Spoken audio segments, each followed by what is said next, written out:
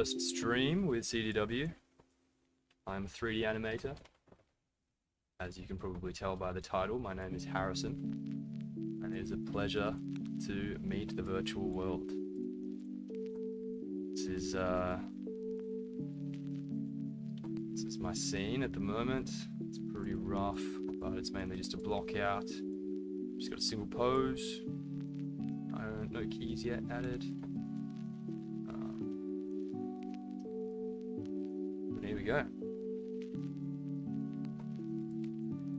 So what I do as an animator is bring characters and assets to life with different sets of controls, as you can see here.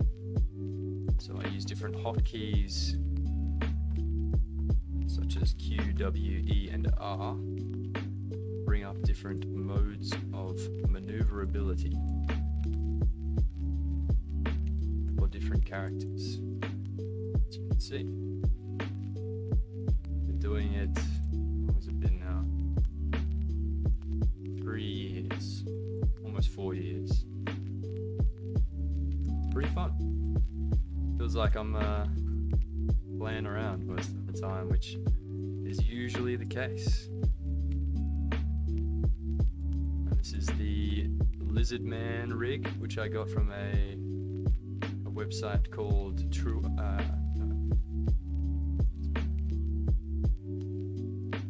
from Truong, if you know that, chance. It's a pretty cool rig.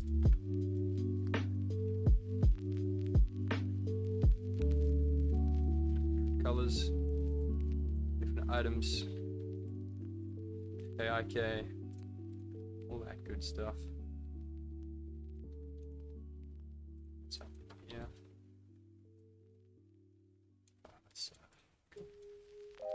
Alright, so let's begin. I'll show you what my current blockout of the scene looks like.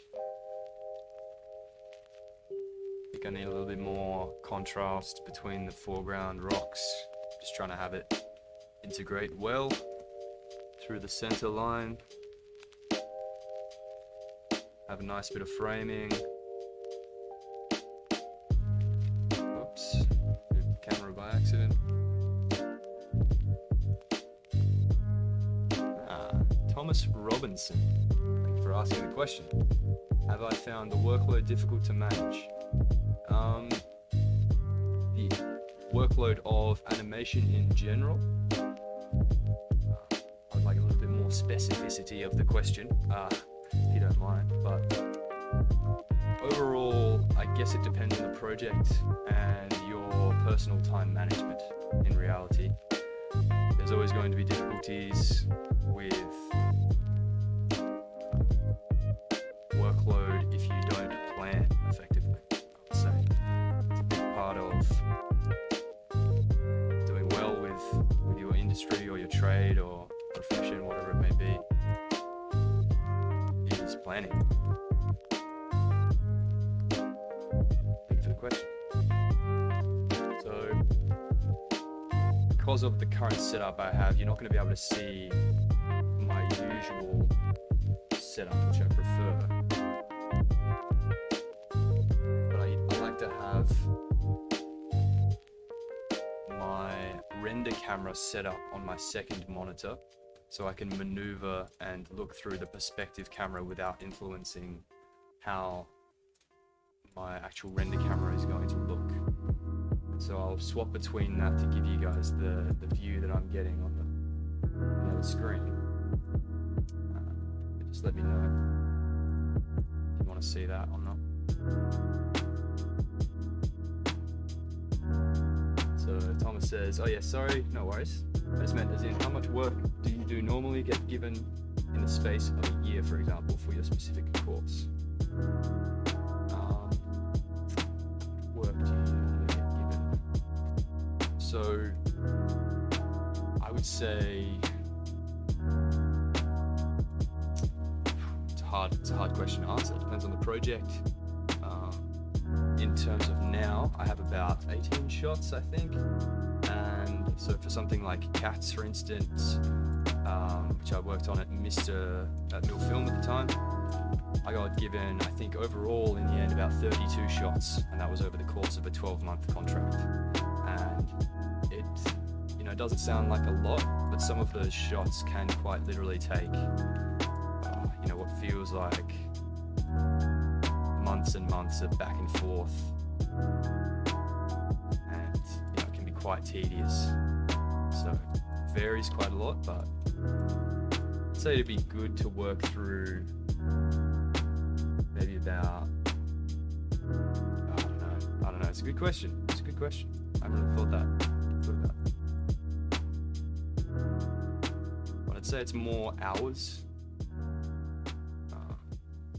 spent on the different sets of shots. So as you can see here, I've got an axe which belongs to the lizard man, and got him sitting on some rocks, and I've got a reference photo here in terms of just giving myself a little bit more ease of creation of the pose that I'm aiming to achieve, because you know, we can imagine things and bring them to life through our mind's eye, but when we have literal direct reference sitting right here, it just makes the process a little bit easier. And so I'm going to do that for both this pose and then the lead into some beautiful reference that my friend Matt Directy, is gracious enough to have given me, which I'll show here, and I'll talk through when the time comes of how you can set up the reference in your scene so that again you can have the ease of, that's actually pretty cool. It's changed the playback speed, and I like it to be a little bit slower. It adds that weight that we're looking for.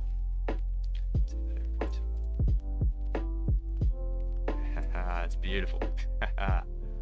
Asked him to give a bit of a snarl, to have some jaw movement, and so the concept is I'm gonna have the creature, the lizard man, start, you know, just chilling, not chilling, but you know, pondering in his cave, and then have him react to some kind of noise, and then turn around and come towards his axe,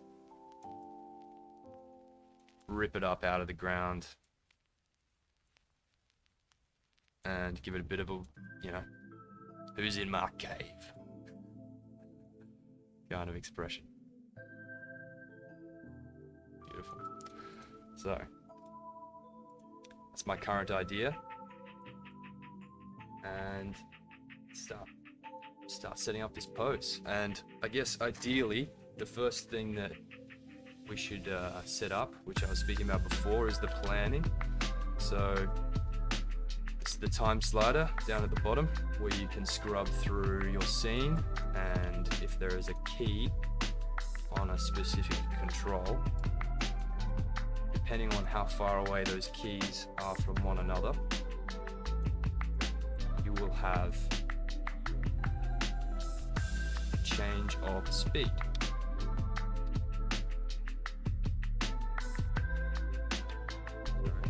So in this instance, I'm playing, but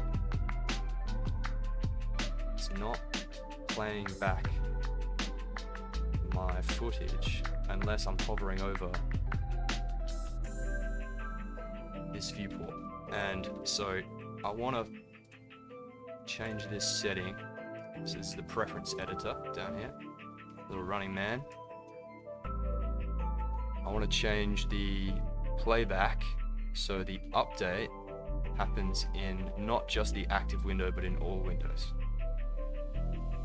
So now it doesn't matter which screen I'm on, it's going to play back regardless. So that's just a little bit of ease for my life, so I don't have to keep switching back and forth. So take this back over to my monitor. So ideally, what I'm going to do now is just get a sense of how much movement, I guess the spacing and the timing of the shot. I'm not gonna stress myself too hard about specifics of poses and stuff like that until I know until I enjoy the feel of the speed of the shot, essentially. So overall, compared to my reference footage, this is about, so if we do, not the best at maths, but I'm learning. The frame amount of the reference, 713, divided by 24, that's going to be 30 seconds, so that's quite a lot. We don't want that much. It's going to take a long time. And we have time, but I'd say you're probably wanting to put maybe, I don't know, about 6 to 12 seconds of, refined, polished, good quality work over 30 seconds of, medium, pretty well done work. Keep it short, keep it sweet, and it's going to stand out a lot more than something that's, I don't know, half done. So I'm going to set up the hold. So let's just do another check. We do 24. I'll leave that for now.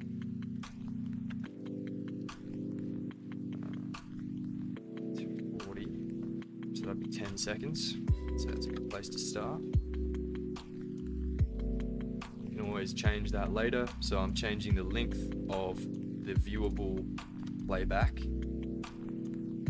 with these two boxes down here.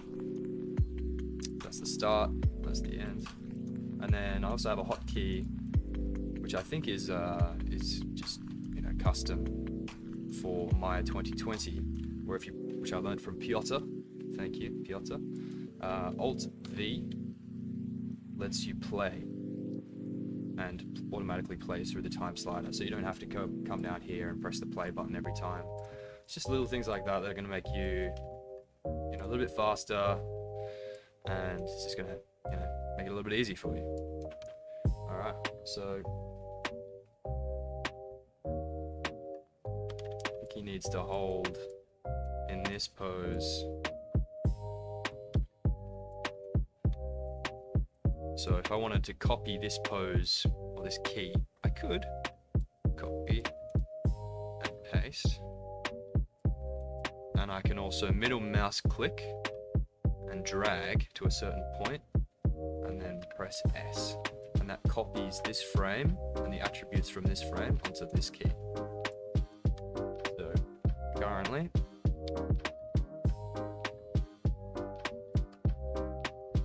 I have him hear something and he's going to react. Key head first.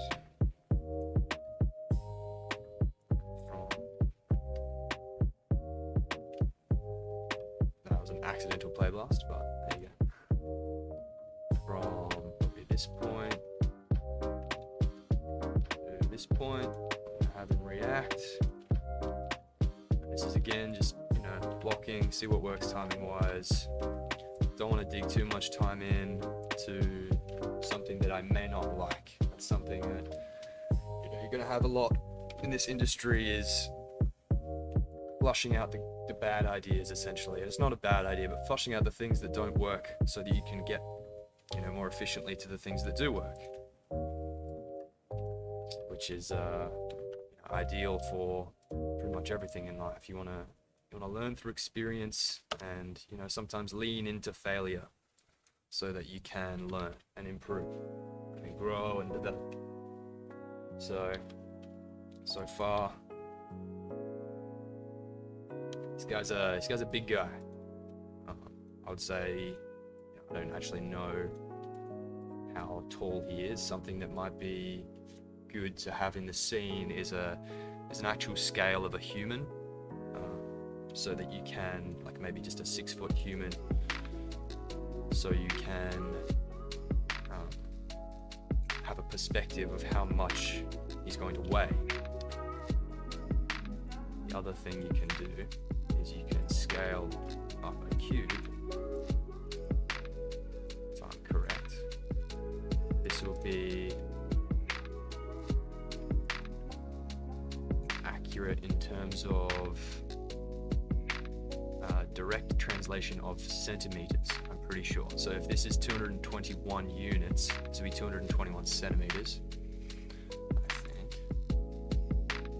Yeah, so working units, centimeters, and so you can change this to, you know, yards, foot, inch, meters, centimeters, and that pretty much just essentially changes what this will be reading.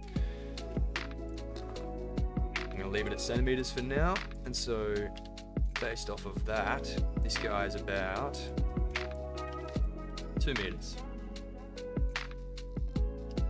So he's going to be quite heavy, especially with all this muscle, and it's a really good rig actually. It's $15, sometimes it's worth paying, but it's worth paying, you know, support the artists. Pretty cheap, relatively, so. The point being, it's a big dude, big heavy dude. He's going to need be a little bit slower. A little bit slower. So click on this key, shift left click, brings up this beautiful set of arrows. If you drag the center arrows, it drags it along the time slider. If you have multiple keys selected, you can do the same, drag it along the time slider. And you can also, with the outermost arrows, drag and change the scale of how far away those keys are from one another. So as you can see, when I select both, center arrows drag the keys along the timeline, along the time slider, and the outside ones scale. As you can see on the graph editor down the bottom of the screen as well. So just undoing, Control Z. Alright. So it needs to be slower. So I'm going to bring in up there. But we also don't want it to be, you know, too boring, I guess. Like, it's got to have a purpose of keeping you interested. But sometimes there is a lot of power in stillness, where that's where the poses can come into it, and beautiful artistry like this, with the reference of, I just grabbed it off Pinterest, can't remember who the artist is, but you know, thank you, shout out to them. And sip, keep hydrated. So now, the overlap of him moving through this root controller, which is a world offset from his actual root, his global. I'll turn off the interaction that I'll have with the geometry, so I don't accidentally keep pressing on the ground plane and things like that, which I can do by turning off the select surface objects on the top there. So now I can't select my geo. You can also do this by setting up display layers and changing this to reference mode. But you know, there's how many ways to skin a cat is the term. Pretty brutal, but so I want it to happen a little bit earlier so they're not overlapping too hard. So I'm going to bring this forward.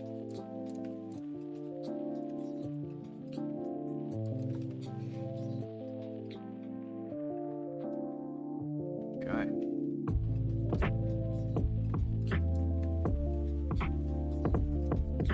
That feels a bit better.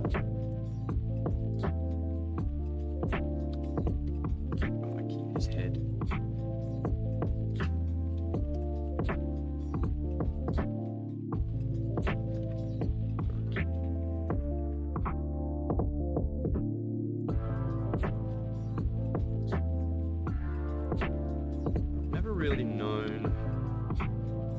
still learning. I think we should be motivated to be constantly learning. And so if there is any,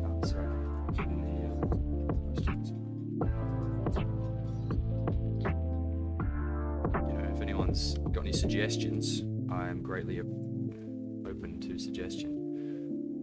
But I've always usually kept the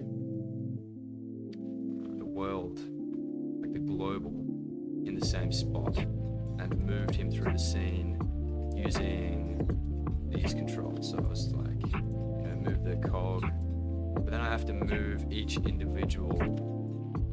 I have to move his feet to keep up with that, and it can be a little bit more difficult than instead just having the entirety of him move. And moves the rest of the controls with him. Like everything, there's a million different ways to do it. And as humans, we're going to choose the laziest method.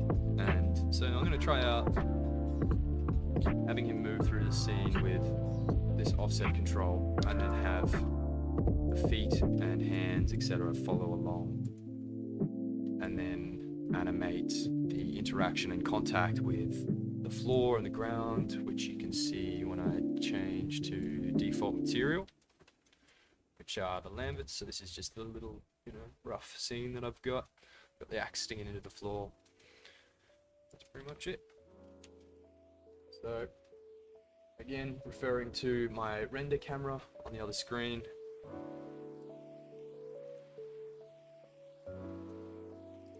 I can see it's probably a little bit quick coming through to this point.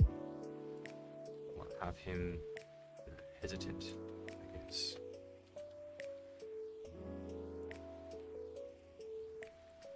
Change that a little bit. His head turn a little bit quicker. So this is, this is what we do. Play around. We try different things, we see what works.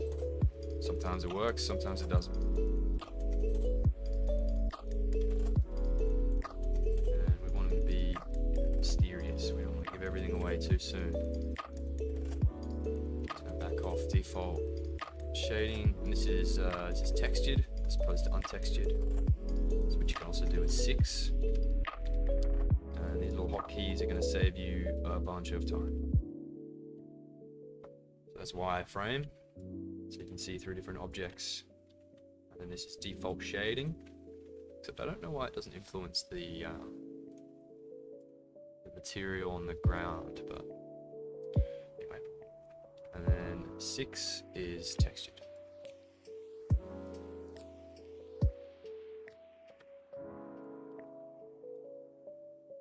So again, just looking at the render camera through my other monitor, liking the timing of that a bit better.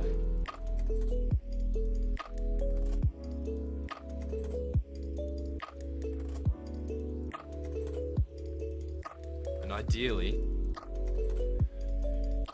I would have, I've kind of made this up as I've gone along, of course, as you do. Ideally, I'd have a video reference of myself doing the action, and don't be afraid to, I guess, get in front of the camera. No one's going to judge you, and that's why I love and appreciate Matt for doing this, because it's a position of vulnerability. You're putting yourself out there for judgment by other people, and it's a scary place to be. But look at that smile. Look at that smile. It's rewarding when you put yourself out there and you achieve something that you set out to do. And so ideally, I'd have a video reference of myself being in this position, and then hearing something, reacting to that, turning around, and acting out what's happening in the shot. But for now, I don't have that. So I'm going to, just in my seat, imagine that I've heard something outside of my cave, and react and feel how my body moves in accordance to how I would do it. And so that's where we can really insert ourselves into these characters, because it is us that are bringing them to life as animators. So in my seat, you know, I'm just reacting. So I'm turning my head and I'm feeling how my body moves with those turns. And this is all for the timing and, you know, all that good stuff. So that's feeling a little bit better. Timing wise, maybe slow them down a little bit more at the beginning.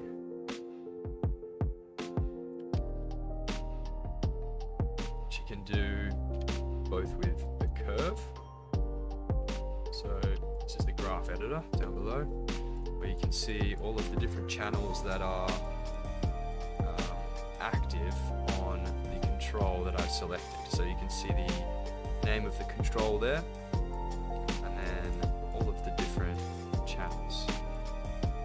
And these little guys are the keys which you can maneuver. If you click on the key, you can drag it around, and then you can also move it up and down. You can do whatever you want. I like to use shift and middle mouse, and if you move it in an axis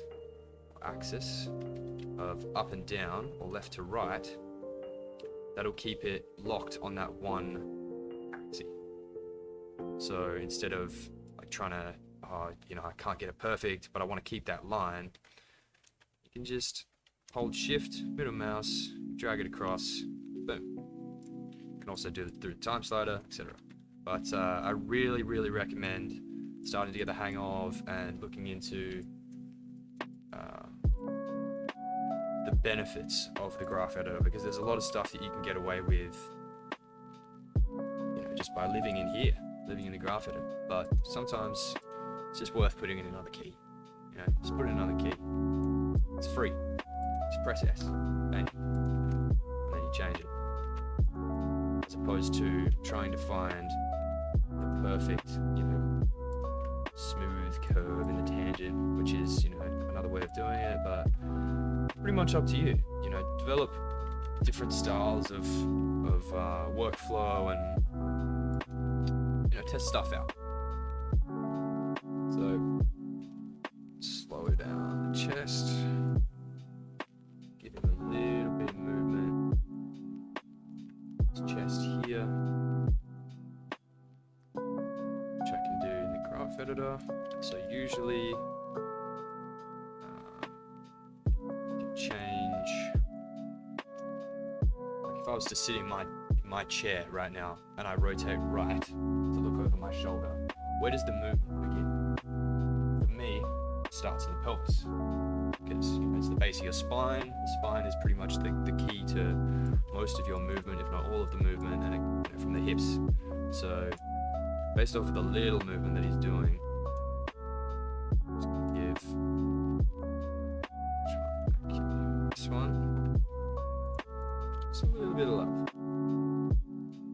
A little bit of love. This one's too much. So slow that down. You're gonna lead usually with your head as you start to walk forward. There's going to be refinements, obviously, because I need to set up this pose. But again, this is mainly just for the timing and the spacing and, you know, seeing how things feel. That's a lot of animation and life, is just feeling. You know, feel how you want to convey a certain emotion. Really, that's the beauty of animation, is conveying emotion, and music and literature. You know, all art is finding a way to express yourself. And that's where the purpose comes in. It's a really good way to keep you motivated, give you a purpose. Which gives you meaning. Meaning gives you interest. So I'm liking the speed of that better. I think it could still be slower through there, so I'm going to slow that down a little bit more. Tedious work. But this sort of planning is just going to make your life easier when you get to, you know, actually animating the contacts and have him moving through the scene. It's just going to make your life a little bit easier.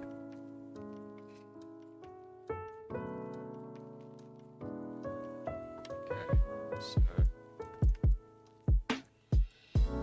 let's leave that there. I'm liking the speed. And, you know, it could be a much better frame for, I guess, this shot. Like, this is quite boring at the moment. I've tried to play on the rule of thirds so that this is, you know, his hand is going to grab here, ideally, and then he's, you know, kind of starting up here, which is the other third. So you can also turn on the field chart, which is going to give you this beautiful grid, which is a good way to feel how, or see where you're moving through the scene and where things are lining up. It's just a good little thing to use. And then I also have the film gate on, so this is how it just gives you a little bit better of a perspective of what you're actually seeing through your camera. And then just for temporary purposes, so I don't accidentally like tumble through my camera, which is just like rolling around like, oh no, I've moved my camera. One, you can undo this very easily, and thankfully, instead of like, oh okay, I need to, you know, reposition it, and then you're playing around and trying to get the same spot as you had before, but it can be quite difficult. Instead, a handy little hotkey again is something, it's the left bracket on your keyboard and the right bracket on your keyboard. It takes you back to the previous position that your camera was in, and then forward and backwards, and it just saves you a little bit of a headache in that regard. And then if I'm happy with how it looks, I'll probably end up doing like when I'm playing with, it's just a background image. I'm playing with keeping that in the field of view, but ideally it'd be cool to have maybe starting here so that it's quite obvious. It's just like pushing in a little bit more, you know, you want to make up the most of your space. And then as he's coming towards the camera, it might be cool to have it back out to about there. No, I'm just going to chuck that in. Just gonna put that in, temporary keeping. You can change the locator scale of the camera without actually changing the scale of the camera. It's probably just handy to keep these as clean as possible. So you can use this one to make it bigger and smaller, because it's going to be a little guy. And then you're like, oh, where's my camera? And then it's ready. So, key. This is coming towards there. This. Again, you can move through this one. This here. So I want to see the axe that's stuck into the ground. So even just that, like that little bit of movement, that's life right there. That's, you know, everything's constantly in motion in one way or another. And if it's, you know, completely stagnant, which means, you know, not moving, it just feels a bit weird. I don't know why. You can see, like, if I mute this camera again now,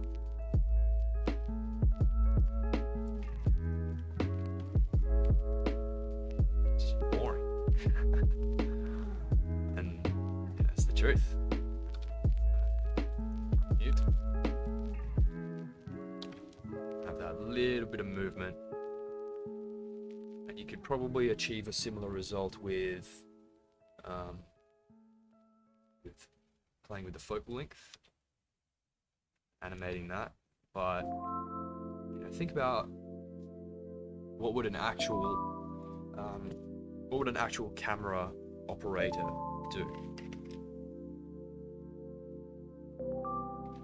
This is where, watching films and having a certain style of direction that you're aiming for, it's very beneficial.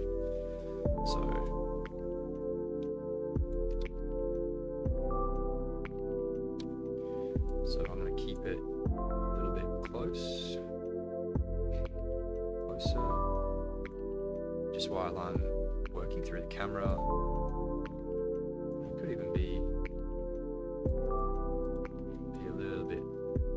I'm not going to worry too much about,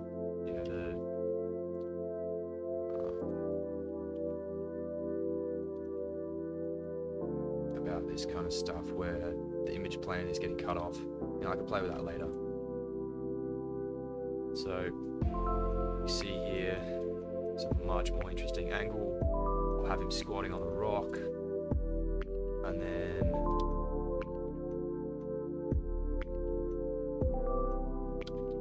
change this. Indecisive.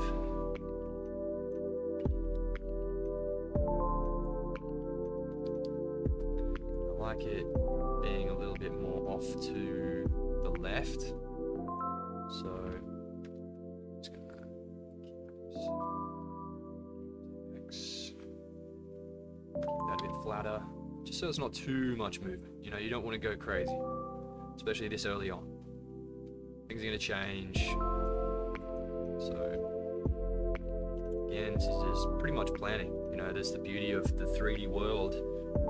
I'd say a good habit to get into is storyboarding, and keeping it rough, keeping it simple, conveying the idea that you're wanting to encourage, and then jumping into it, instead of spending a whole lot of time polishing something that might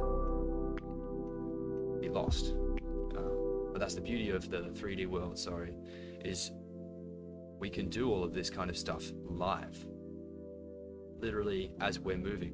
We can plan, and it saves you from wasting paper, I guess. So let's have him.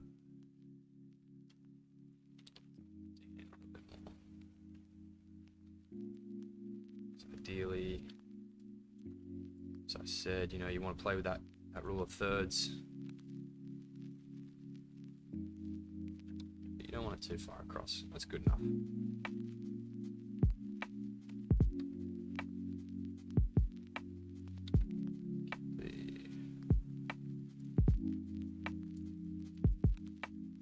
That tangent. Flatten it out. So the way that this works is the flatter, it's like pretty straightforward. If you think about this as this position in space with this value, so that's the value in space on the translate z-axis. So if you move, the way that this curve flows to the next point is going to influence how these two moments meet in space. So the flatter that this is, the more it's going to stay on that line, stay on that line, stay on that line, and then jump up as it gets closer towards this. And so you can do that in multiple different ways. You can put a key here if you want to insert just one key on the one channel instead of pressing S, and then all of these are keyed, where it's just unnecessary. So you have a build up of these kinds of things where I don't need the scale. I don't need the scale to be animated. I'm going to delete these, and these are just things that you learn with time, of cleanliness of your scene, making things easier to navigate, so there's not a whole bunch of different keys. Like if you've animated a rotate X, and you have scale as well animated, you're seeing unnecessary things. It's just good to keep it clean. So if you want to animate just one channel, you can press I and then middle mouse click or left click, drag along this line, and you can put a key wherever you want. And that only influences the one channel, as you can see. So if it's pink, it's kind of like a blood orange, whatever you want to call it. If it's this color, it means that it's an animated channel. If it's this color, more of a red, it means there's a key on that frame. So just gonna make it a bit smoother, so it holds a little bit longer. And then as he's coming towards the camera backs up and feels the space. So as you can see, he's cut off a little bit. He's probably going to be a little bit more hunched over as he comes towards. He's quite heavy, so he can fit in, but I'm not going to worry too much about that for now. Still thinking about the camera. I'm going to back it on up. It's not backing up.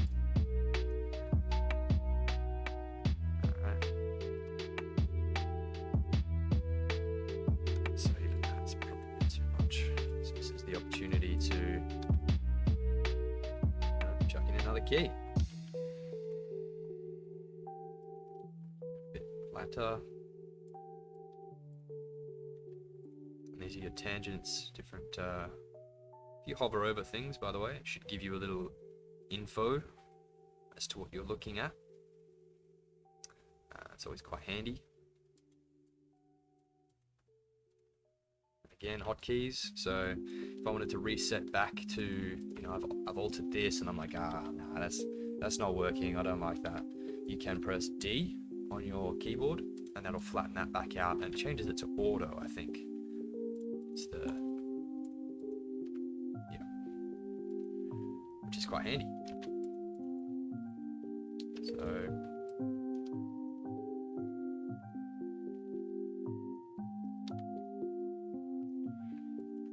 messy, so I'm just going to keep this a bit cleaner.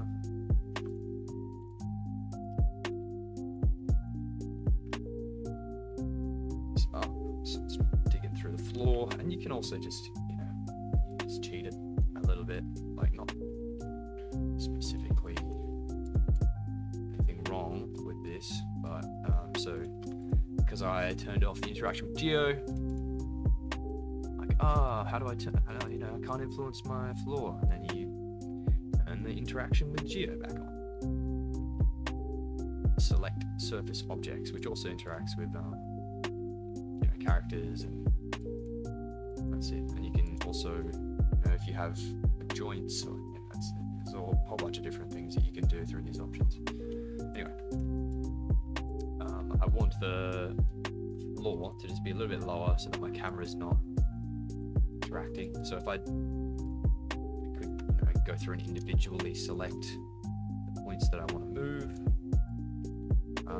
or we can just double click, and then I use the hotkey of W and bring down this edge so that it reveals a little bit more of the scene, so the camera is a little bit freer.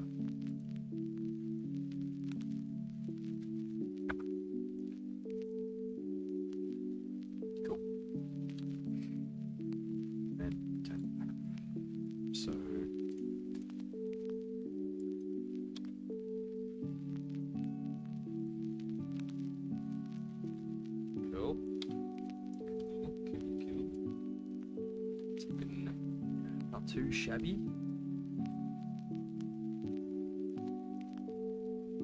Kind of want to keep all of the stillness, actually, the beginning of the rotations. So again, you can delete the unnecessary keys, and then most of the rotation is coming from the Y channel, and you can tell different axes are by using the E hotkey on your keyboard, which brings up this fancy little gimbal.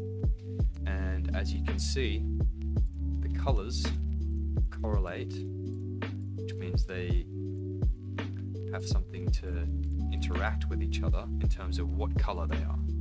So in the graph editor, the Y is green, and then in the viewport, it's also green, which means this is the one we want.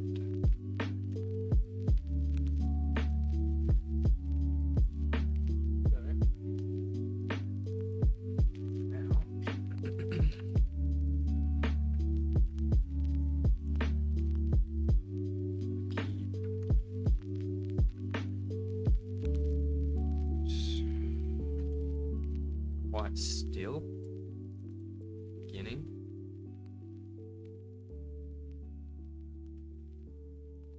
Into the rays.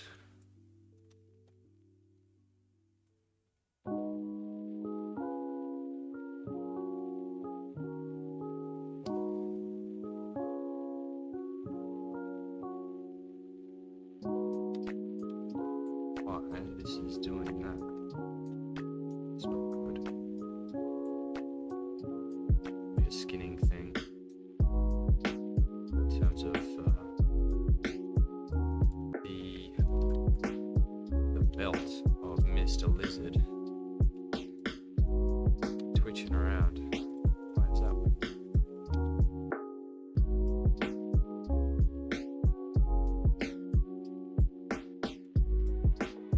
There's no keys, but that's popping and locking. Don't know why that is, but $15. Yep, what you pay for. So I would assume there's like the tiniest little bit of, and actually, you know what? Good time to save. Lizard Cave, and you know, start to get in the habit of good naming conventions. It's what I'm doing, which is essentially, you know, the sequence, and then the number in that sequence, and then what's going on. So I'm going to call this node 1.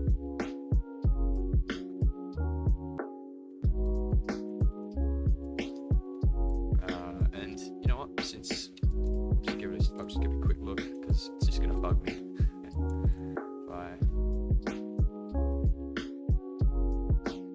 So you see, I cannot select the mesh, and I want to check out what the skin weight is like for the belt to see if I can potentially just get rid of any influence that a control might have over something like that. And I'm just going to give it a quick look, and you know, you can send this back to the rigger in a you know, actual production environment. You would 100% send this back to the rigger and, you know, explain the issue, generally send screenshots or a video even, but in this case this is just, you know, a personal project, so you've got to wear multiple hats sometimes, and if you can fix it, you might as well.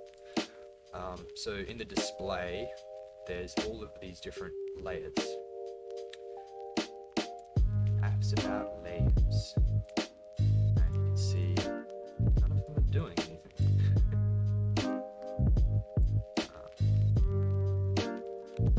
Strange. There you go. So that's the one we want. It's man rig mesh layer. Color it. You can, you know, change what type it is. The one that we wanted to change to, leave this. So that's the R for reference. So in most cases, there's going to be on the global of the rig. It's going to be an option for pretty much the exact same as this of interactable. Essentially, you can mold it, squish it, paint skin weights, etc., and play with faces. But more often than not, you don't want to do that. So it's usually on the world, on the global control. But in this case, they have it on a display layer. It's with everything. It's with everything. Multiple different ways of doing things. So we change the reference to interactable, essentially. So now I can click on the mesh. You can also hide it with visibility. That's what V stands for. And then this will be the control layer. Hide the controls temporarily. It's pretty cool. So it's smooth objects. This is definitely a game rig from what I would imagine. It's not super high poly, which is the amount of faces.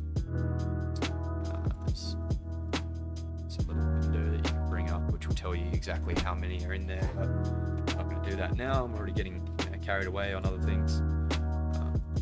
So I'm just going to see if I can look at the skin weights, which you would go to rigging, skin, and then paint skin weights. And then, yes, these are the straps, and different parts of the joints interact with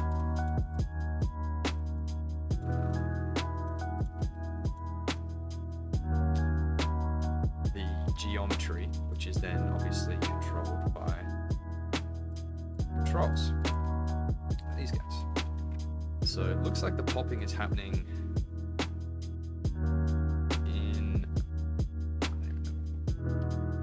between. Regardless. Go back to the skin. Paint skin weights. Of the geometry. Make sure the geometry is selected. See if there's anything that's overlapping influence of potentially the back.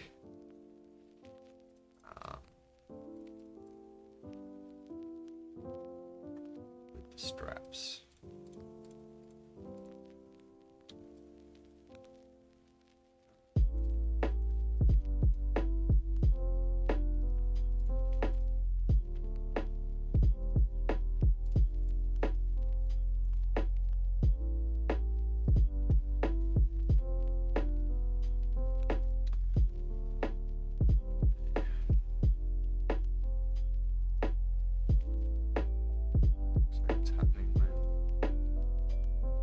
A certain point, which is control spine 02 FK.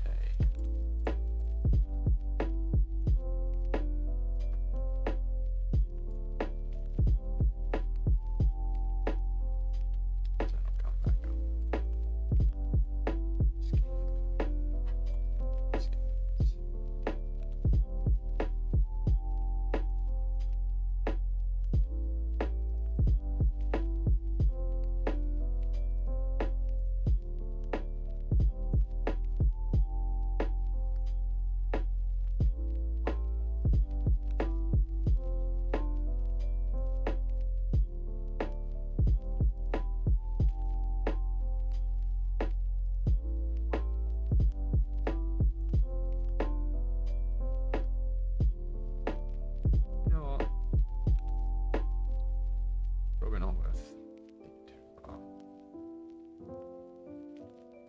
It is what it is.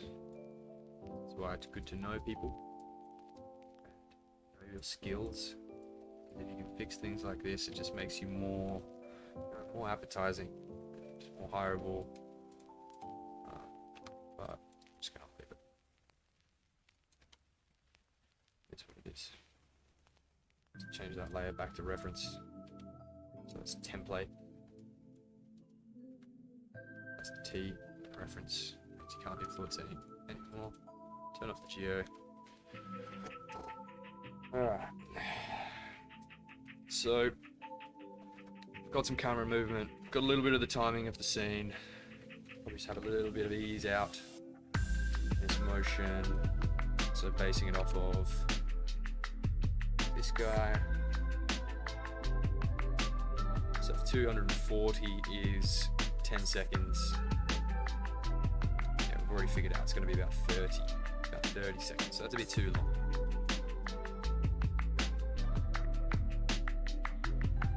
I do like the speed of this,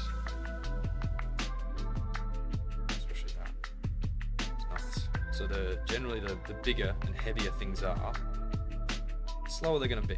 Well, the slower it's going to take to get up to speed.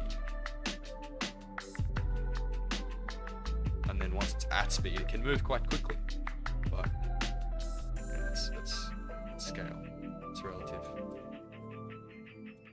Alright. And I like, so if you change this to like 60, that's how fast it was actually moving.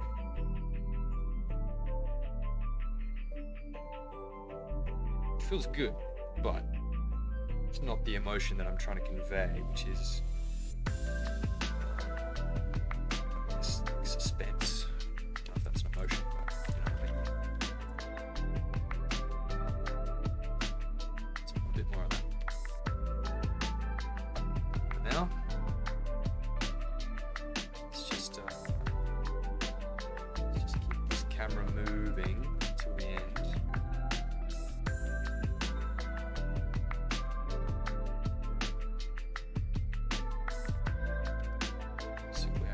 Key, work through the graph editor, let's just translate Z value, bring him a little bit further back in the scene.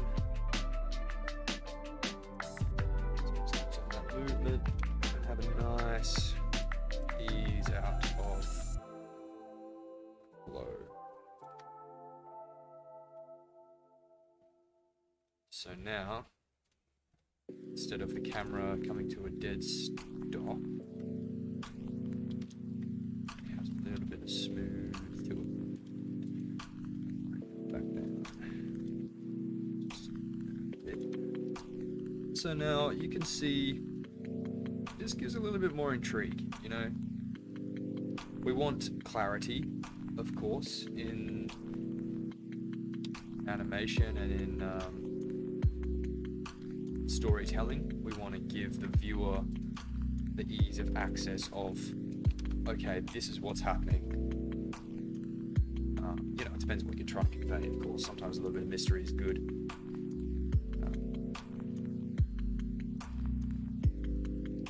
So in this case, you know, why is he, you know, sitting there crouching? Just not having this, where it's like, okay, I can see everything. Actually, that's a cool shot. A little bit of foreground work.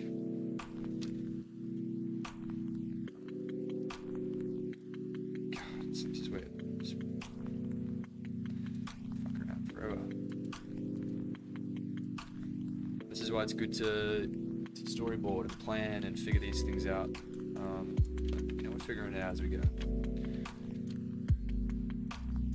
Something that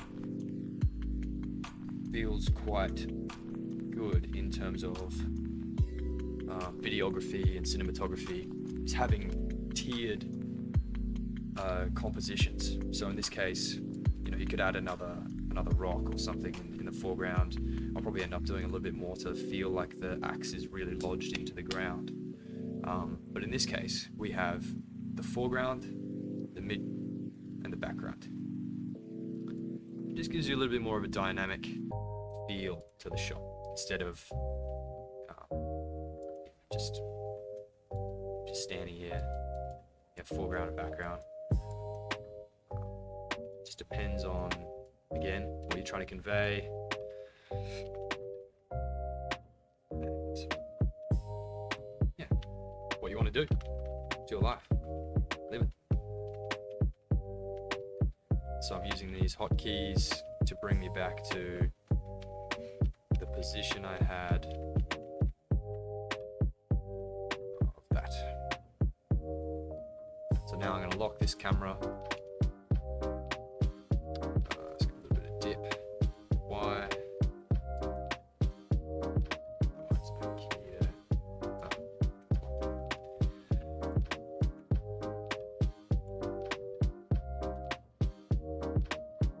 How?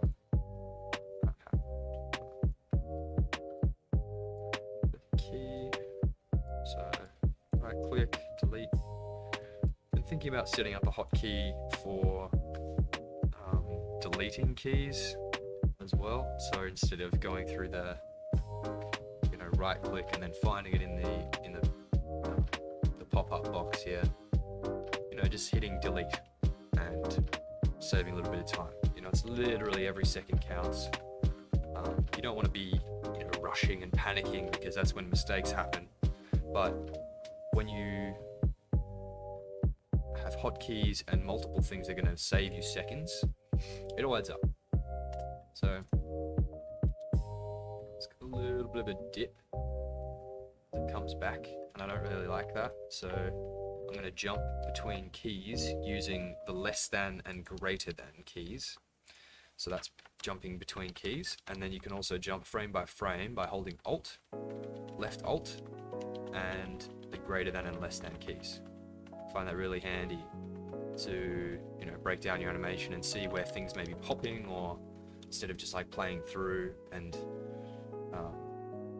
did that happen, or whatever. Or again, you have the options of going frame by frame, start to finish down here, and jumping between keys back and forward. But again, hotkeys are always going to be beneficial. So don't like this little dip. Just gonna bring this guy up a little bit.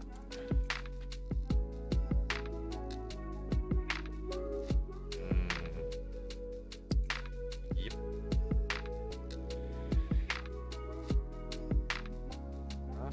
That's pretty good. Probably speed up.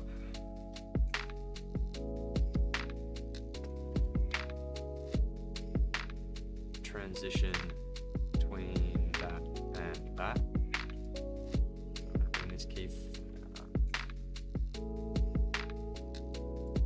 forward. So about there.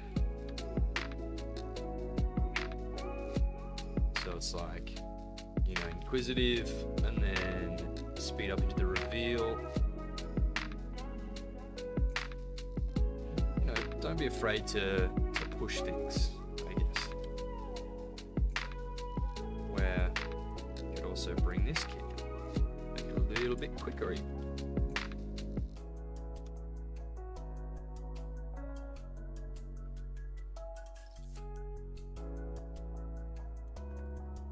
So as you can see, these are keyed.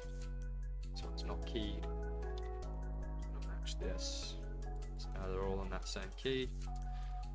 Smooth out the curve a little bit, make it a little bit quicker.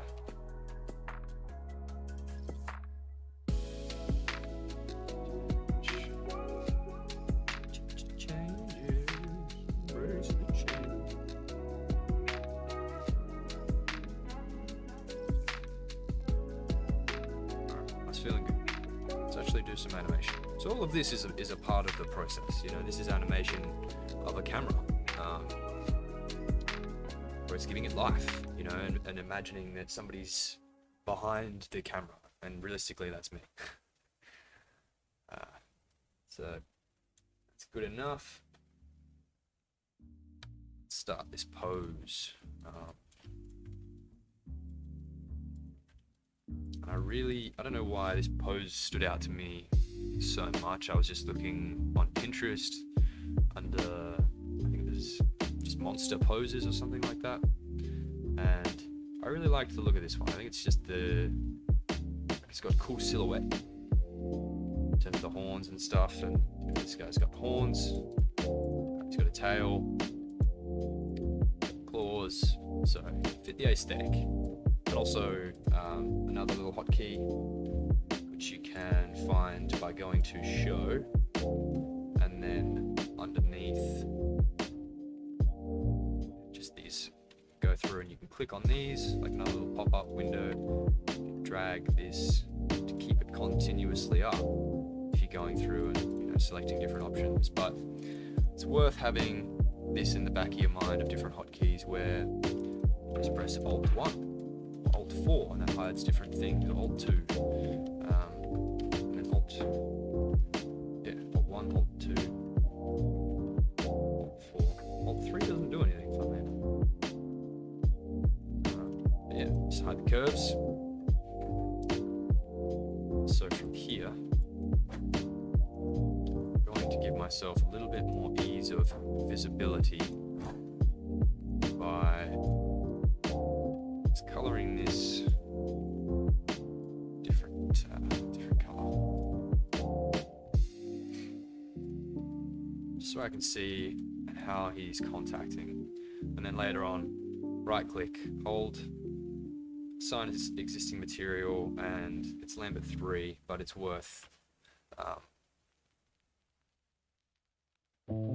naming all of these kinds of things. So as you can see in the outliner through here, this is where the scene lives, essentially. So different cameras, as you can see by the icons, different groups, image plane, and the rest of the default objects that come in with the scene. So underneath the rigs, etc., environment. It's just good to have things organized. You know,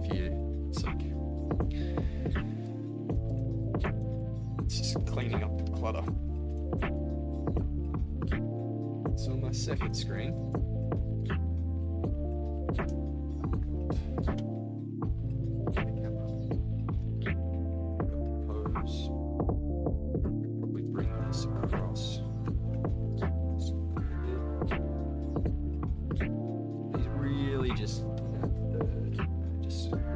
satisfaction of flow, I guess.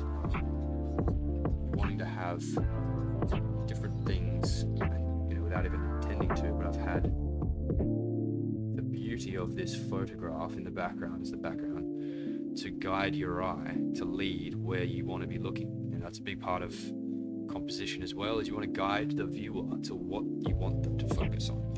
And in this case, it's this guy. You want to start by finding the output, and then this guy. So putting that back on my second screen. We have, where do we begin with the pose? Where do we begin? So I don't want to work in FK with the arms, which means that these are all going to stay as they are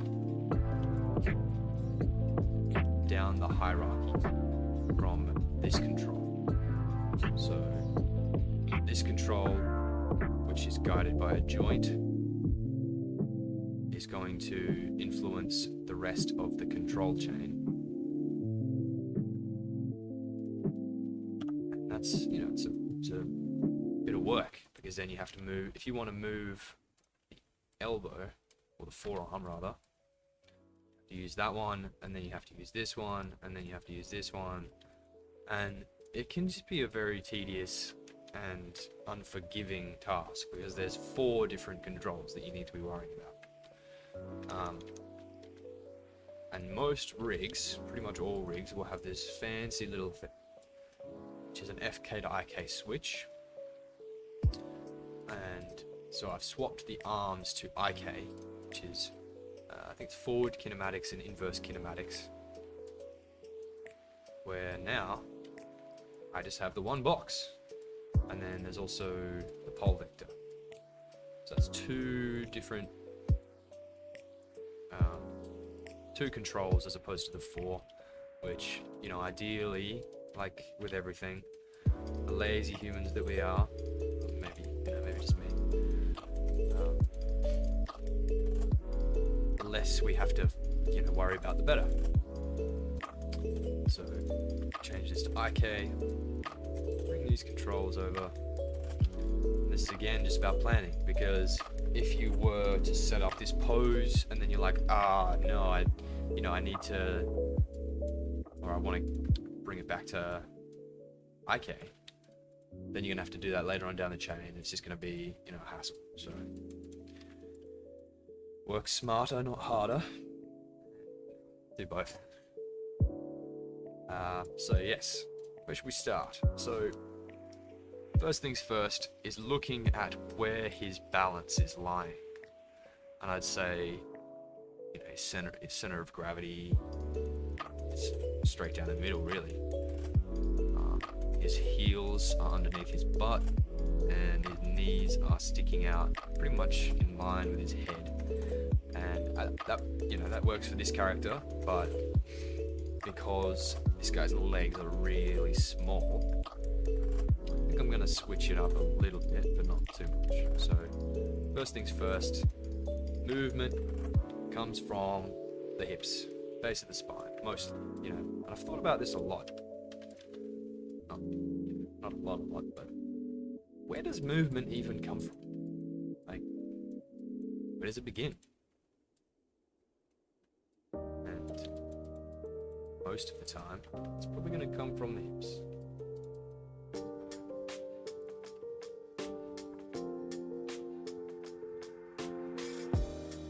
Don't get too tied into the details of, you know, the secondary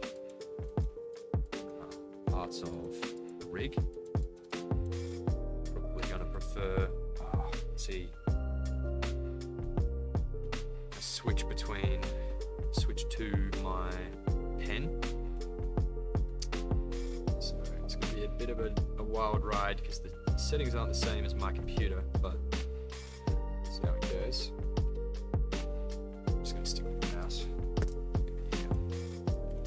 Let's bring down his center of gravity. It's good to work. So if you want to bring up this hotkey, this change of setting, you go Control Shift right click, and you can switch between working on the control or the object that you have selected and the axes that are driving that through the space. As you can see. Or go to world space. In this case, they're not too different. Okay. So because I just want to bring his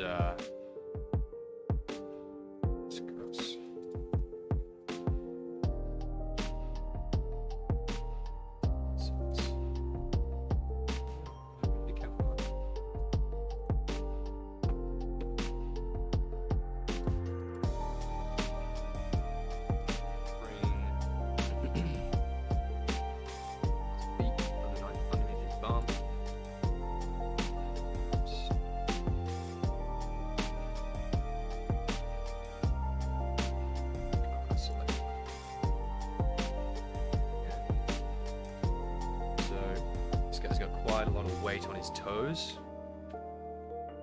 and there's different attributes which you can switch on and off. There's also quite a lot of maneuverability in his control setup here as well. So I want his toes to be dug in a little bit. Set a key on Z. Also middle mouse click and drag up and down, like left and right, sorry, well, up and down both work, which is going to influence just as it would if you were to click and hold and drag left and right. But I usually prefer middle mouse click, you just have more comfort. So let's have his foot planted beneath. But down more. This is where, not one style or reference is going to suit all, because as you can tell, he's quite a big guy. This guy's quite lean. He's got long legs. This guy's got quite little legs. So go whole vectors for his knees. Don't forget to key.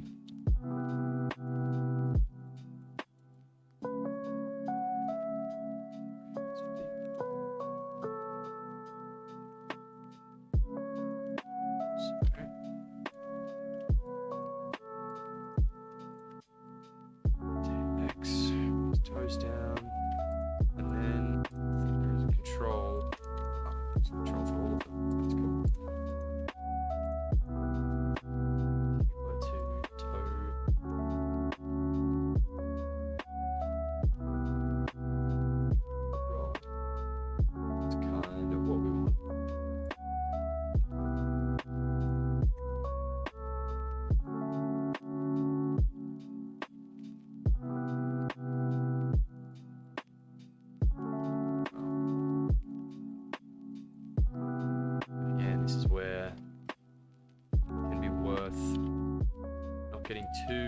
stuck in the details. A lot of this stuff is, you know, pretty time consuming. It might not actually be a result that you want.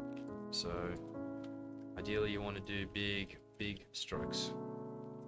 So if you've got big hands, let's bring them down. So let's look at the spine. So he needs to come up.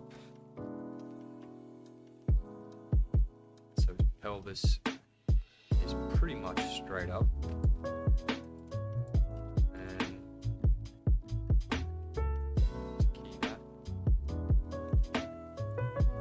You can, you know, just press S and then it keys everything, but you might not want to key the space, because sometimes you can just have things popping and changing. So now let's have him bend through his spine. This is where rotate Z, assume.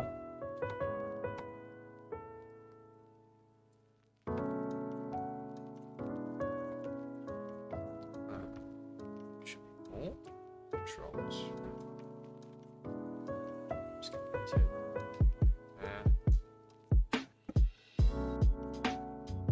to refer back to your render camera. It's all good to work in world space. If it works in world space, it's going to work in your camera. But as you can see, once I've started to rotate him over, you know, now he's not exactly where I want him. I want him about here. So it's always good to have that up, just so that instead of, okay, now I need to go into my render camera and, okay, I don't like the look of that, and then swap back. If you have the dual monitor set up and then you have multiple camera windows open, you have the ability to see what you're doing in real time. Just saves a bit of hassle. So I'm going to bring him back on his feet.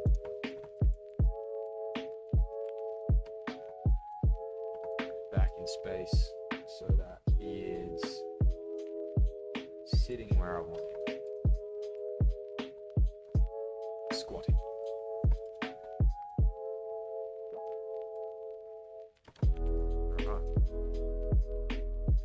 And I really like the look of, let's put in the background.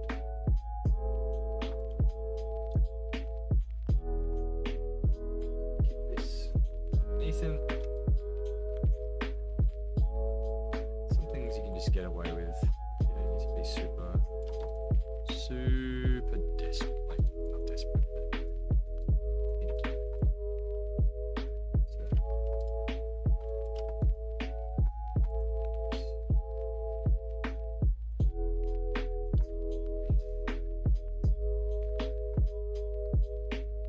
It's not a very pleasant shape, is it?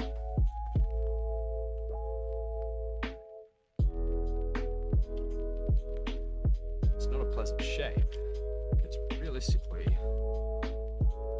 you wouldn't be able to stay like that. His Achilles would be snapped, you know, things would be broken. Roll. Put that way. And see now, you see how the axis has changed. I want to bring it straight up in space, and I could, you know, go to the translate Y, just maneuver it that way, which is probably the easiest, or you can Control and Shift, right click, change to world space, bring it up and down like that. Again, just whatever's comfortable for you. So I'm going to rotate this guy, speed it up a little bit, just to flesh out some of this.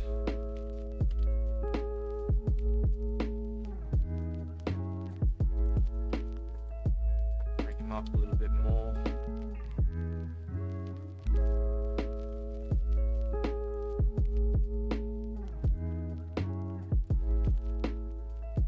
We don't want him too closed off, so you know, think about, again, this is a good opportunity to see what it would work in your body, in yourself. So if I was squatting, what foot are you going to put down first? How's it going to feel for you? Where are your hips going to be? How's your body going to be turning? Where's your spine? And all those good things. You can see it in the art, in the reference photo, but something's just going to be a lot more comprehensible when you are standing up, getting engaged, doing yourself. And that's the beauty of animation. You get to actually move. A lot of us are stuck in front of screens or whatever it may be. We have the luxury of being able to shoot and act out reference as well as actually animating it. So definitely recommend acting. You know, a lot of people quite frightened, I guess, of being in front of screens, and you know, it's that vulnerability again. That's what I was talking about. So the more that you can get comfortable with that, the easier this journey is going to be for you, because you're not worried so much about, oh, what are people going to think of me? You're enthused and you're passionate and you're engaged about achieving the best result. And the best result is, you know, it's relative, but it's learned through experience, and doing it yourself is going to be a good way to get there. So I'm pretty happy with the hips. You know, it could always be better, and I'll probably tweak it, but let's keep moving. So now, take this guy up a little bit more. Let's rotate that down. Up and up. And again, not closing him off too much. Down his shoulder.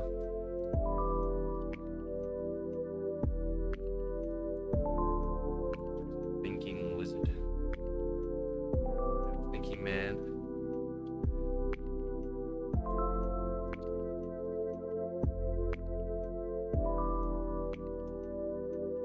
Thinking knight. Great statue.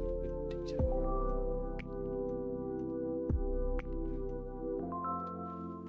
Okay.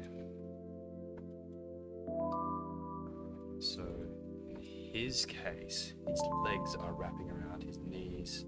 Gives that really great depth, which is the foreground, background. But in our case, it's going to be a little bit difficult to do that.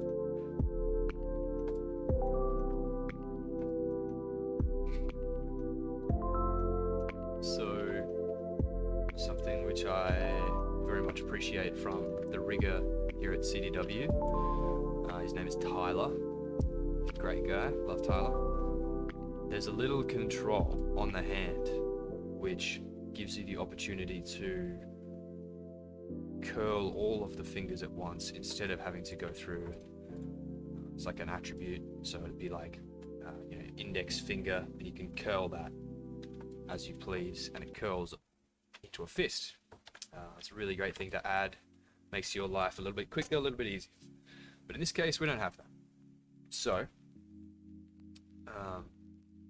really cool addition that you can add to your shelf is this little script editor. So this is something that Joe Helmore, one of the previous lecturers and teachers, I think he's still teaching online. I think he's now in New South Wales. Great artist, great guy. This is what he showed me. So if you go through and click on, this is essentially the way that you can influence it's the math going on behind the scenes. So this is the viewport, of course, and then this is all of the little details that are happening under the surface. I won't go too far into this, but you can write scripts, and those scripts are going to save your life later. But in this case, all I really want at the moment is to make my life a little bit quicker in terms of selecting different groups of controls. And if you have something called Animbot, it's pretty cool. I'll probably end up getting it.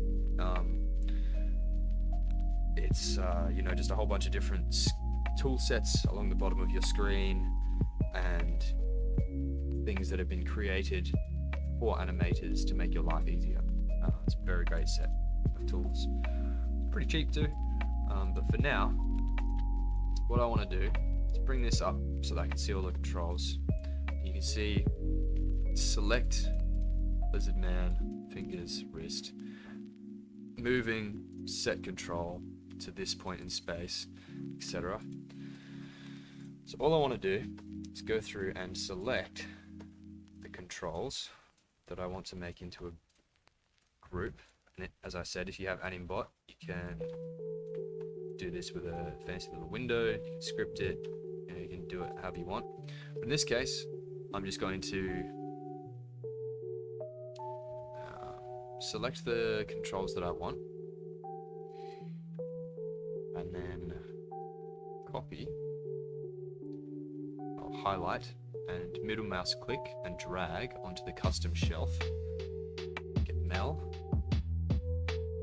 Right click, edit, call it right hand or right fingers, phalanges.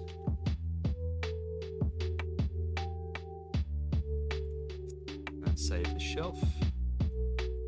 So now, instead of going through every single time, clicking on each control very tediously, you can click on the button. Voila. And then from there, you have a lot more influence over all of the controls at the same time to make that fist. So we talked about to spread it out. And because I feel like it's going to be quite like a I don't know, it's like a power pose to have your fist on the ground, I guess, instead of, I don't know, this guy's got a good chunky hand. So did I not click that? No. So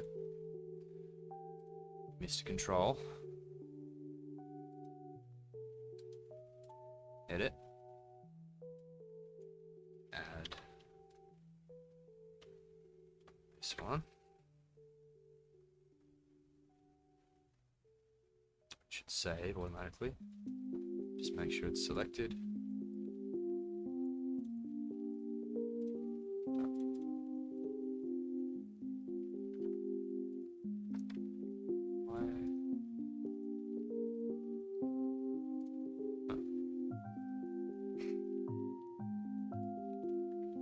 Right, well, let's remake the button. One more time. Make sure all of the controls are selected. And it's always good to clear, you know, where you've started and where you've ended. So 1, 2, 3, 4. 1, 2, 3, 4. 1, 2, 3, 4. And do the same thing. Select these controls, drag it onto the shelf.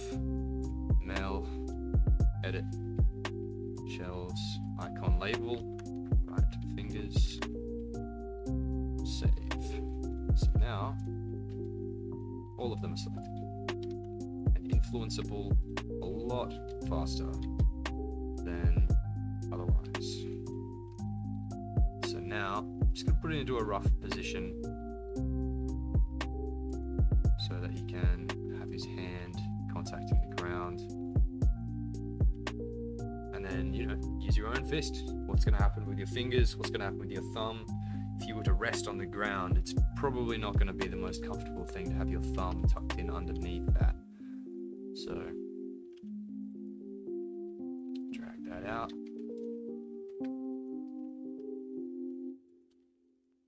Also translate it, you know, do what you want. It's your life.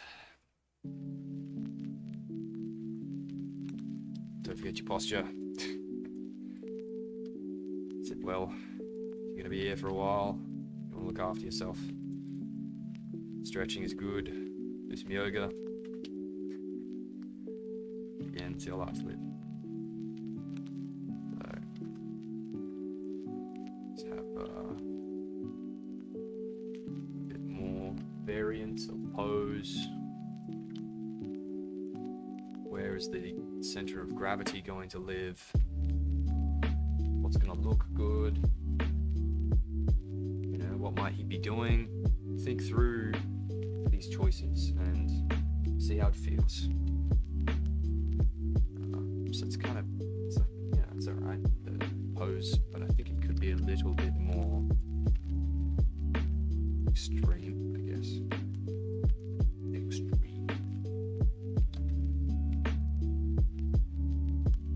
Have that nice flow.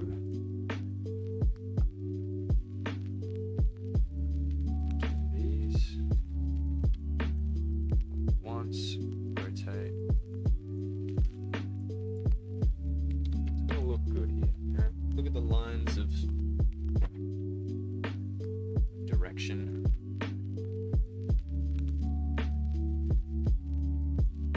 So he's probably going to be wanting to balance himself since he's leaning over.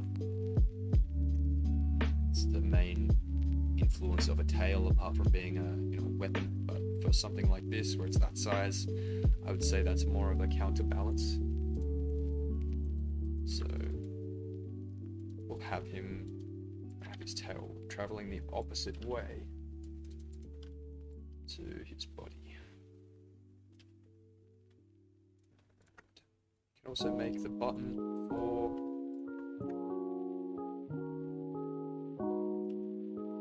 this set of controls. You can do it for literally anything. It's pretty handy.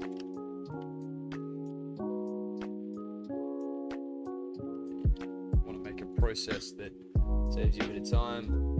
Button. Your script.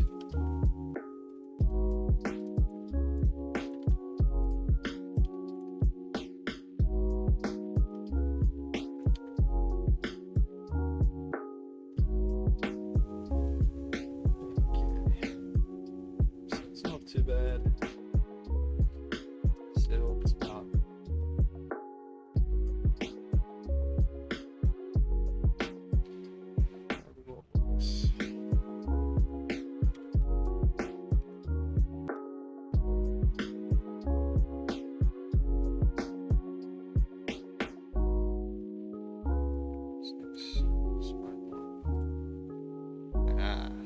the keys. Do it.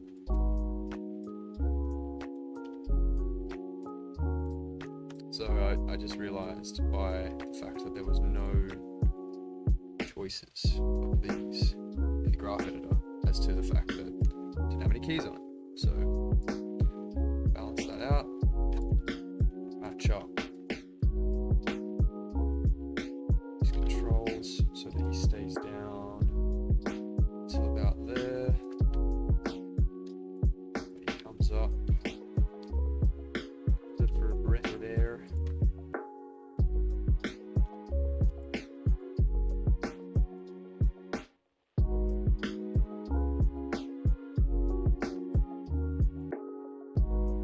Don't be afraid to wing it.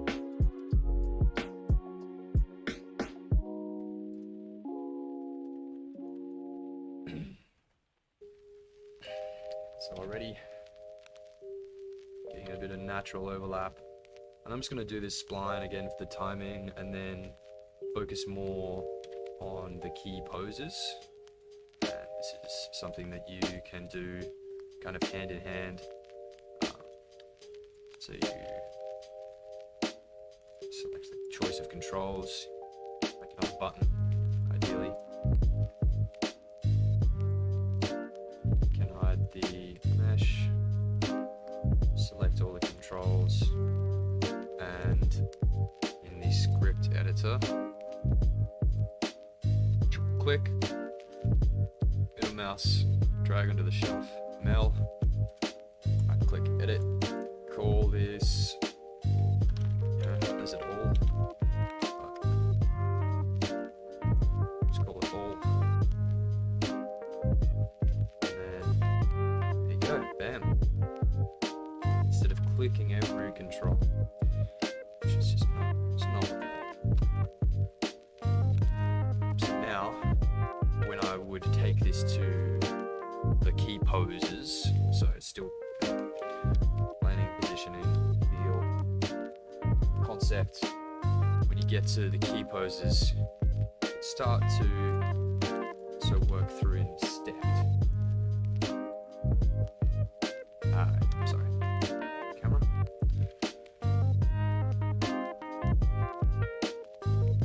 Which again gives you the timing, but it removes the interpolation that the program is giving you, which is essentially filling the gaps between the keyframes automatically, which is done by Maya.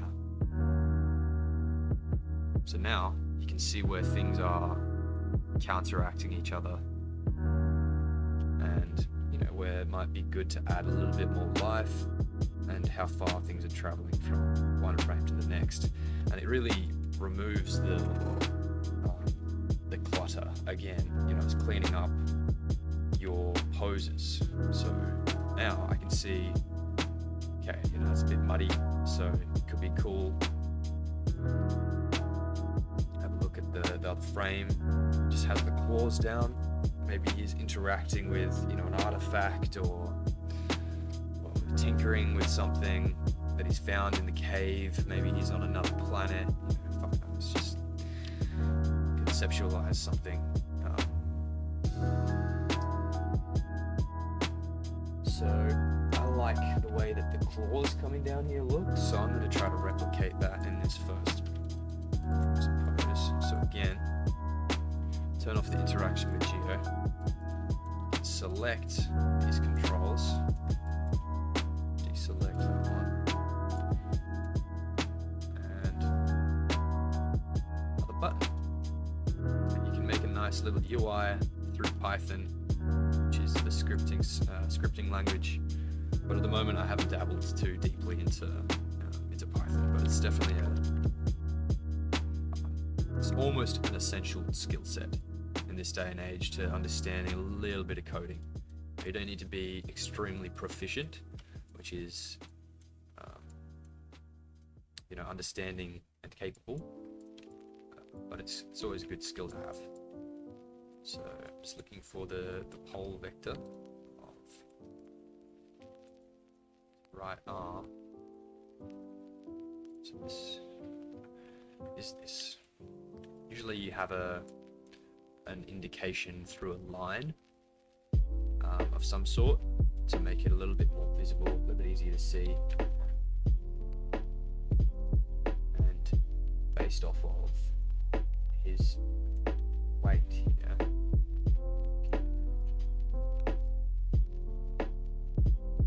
based off his weight, you can see when I bring this closer, it takes the force. This is something that I learned through Shravan, and it's just physics. For every force, there is an equal and opposite force applied to that. So now I've bent in his arm, it's taken the weight off. So I need to bring back a little bit of that weight by pushing that shoulder up.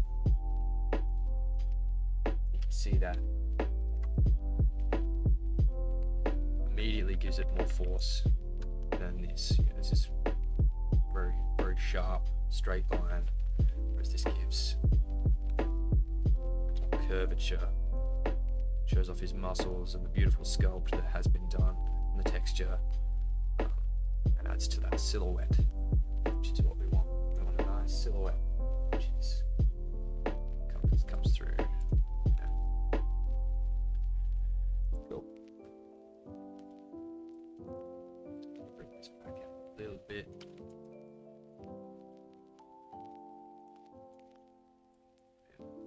Showing off that beautiful mug.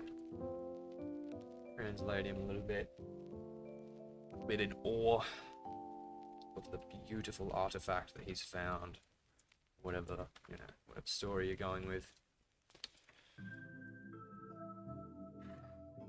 Yeah. close up some of these fingers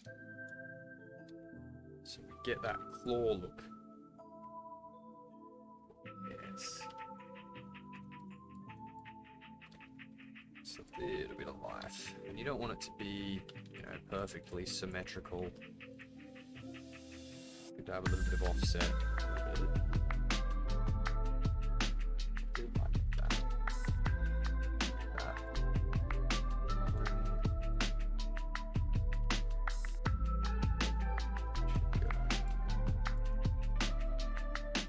Looking at it and interested. It's still visible.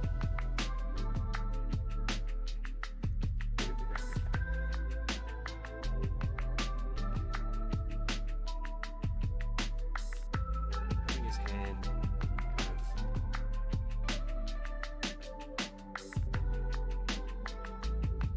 sort of weak. Does give you the breakup of that silhouette through the back line. His elbow. We'll probably have that happen anyway.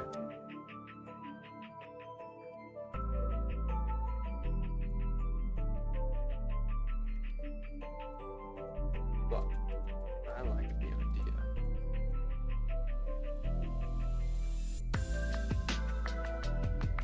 Seeing those claws.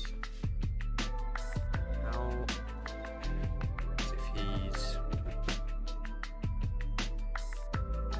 just, you know, using my hands, using my body, seeing what feels right.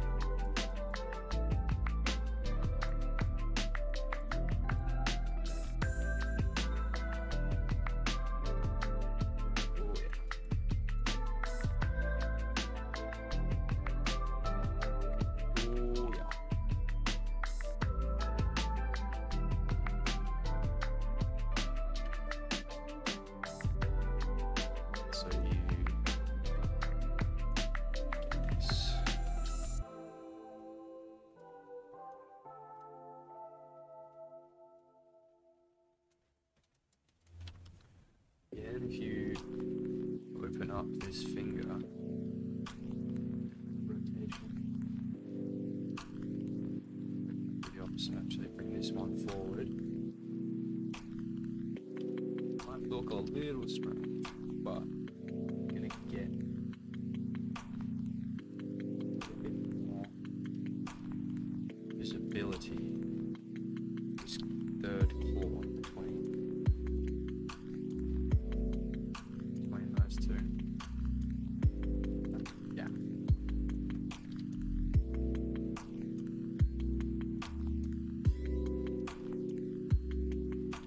Okay.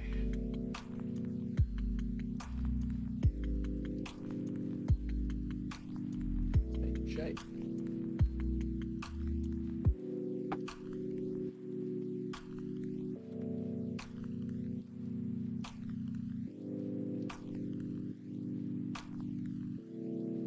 This is why planning is important. More planning, the less of this mucking around you need to do. It speeds you up. That's what you want. You want to be quick. You'll keep up or you fall behind. At the moment, I don't like how the chest pops back. Get rid of that.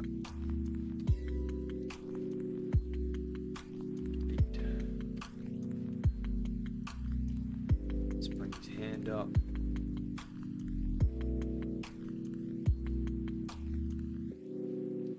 So you can also push his shoulder down as if he's pushing himself up there.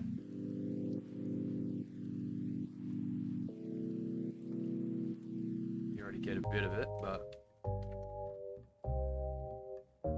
go.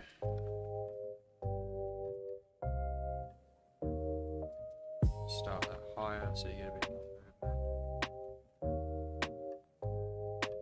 Chest, open up.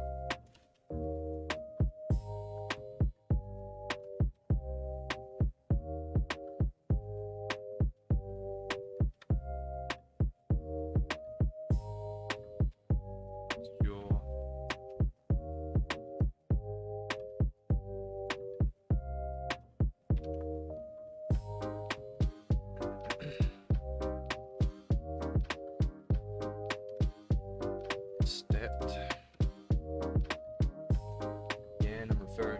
render camera, as much as it's like, you know, it's a weird angle to be looking at him from. It's just, you know, going back and forth, multiple perspectives.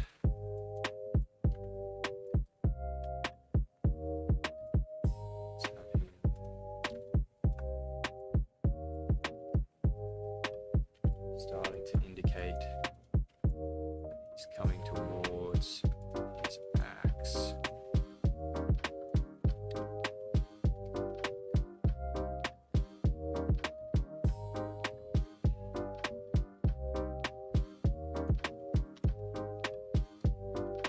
This is where, as well, you can block out certain frames in like a notepad or something where these are the frames that I'm going to want specific action to happen at. Of course, you have the time slider where it gives you the instant indication of where things are at. But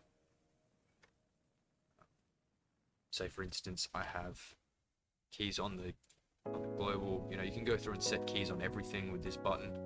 But then that's just going to lead to a lot of mess. You know, it's already starting to fill up. Piece by piece, key wise, so you might as well keep it clean for as long as you can.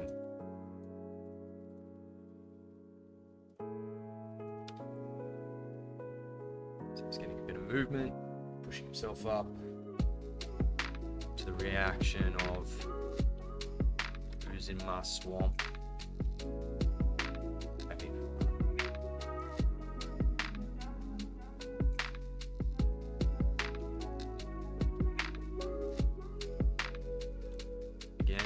Same with rotations. If you want to rotate on a specific, you know, I don't want him to end up looking up and away.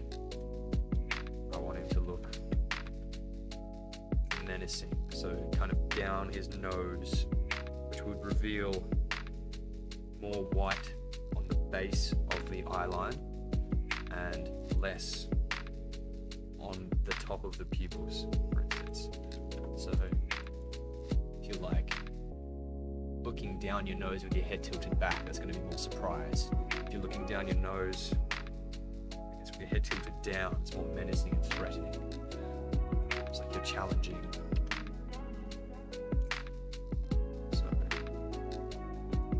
just change this key.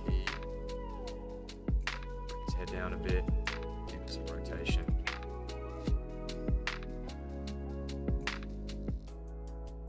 His arm.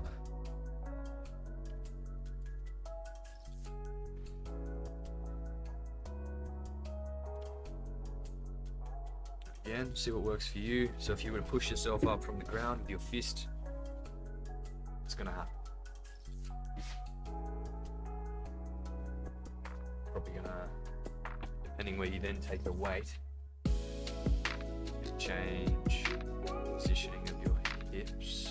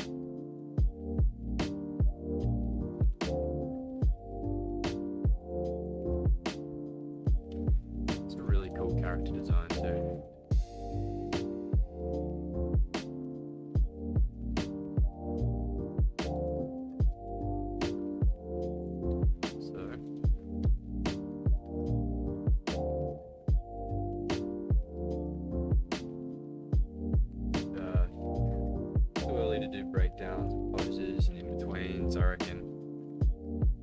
Just go and let it flow.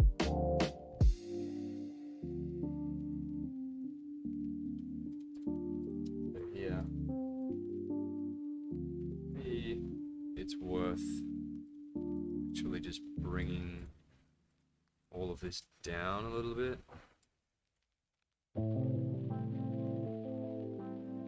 Just going to influence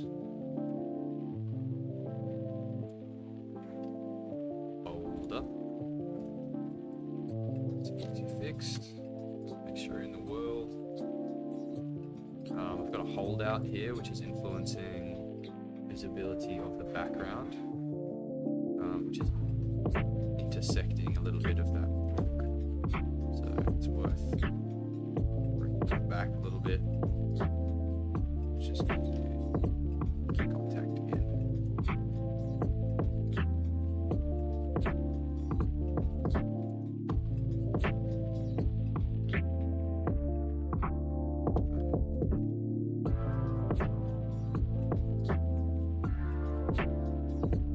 Gosh.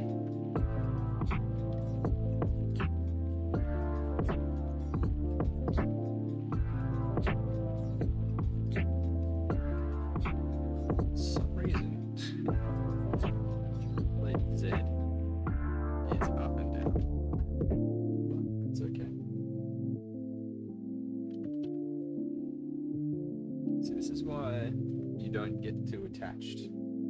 You realize along the line something isn't exactly how you want it, whatever it may be, and then you have to change things. And if you are committing all of your time and all of your effort to one specific thing, and then it does, falls through, you're gonna be pretty devastated. But if you keep yourself open and fluid, I guess you're going to have a better time. It's devastating when you put all of your effort into something breaks, or you have to redo it.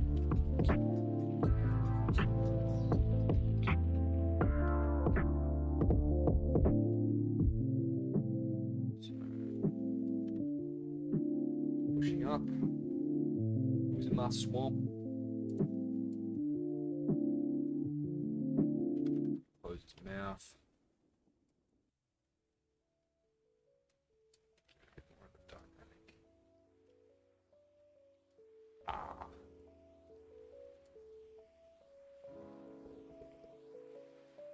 Something that stuck with me from Andrew Tran, who worked here, he's now in London, working for ILM, is envisioning these with sound, and start to think about the Foley, essentially, of how things are going to sound when you're working through these.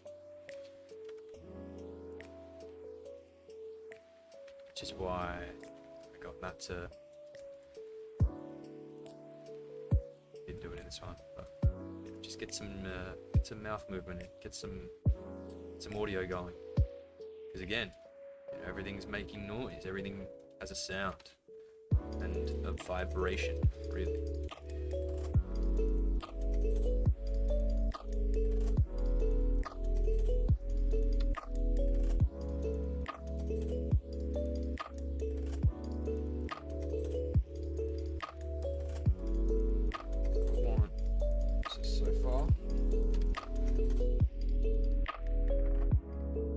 Too bad.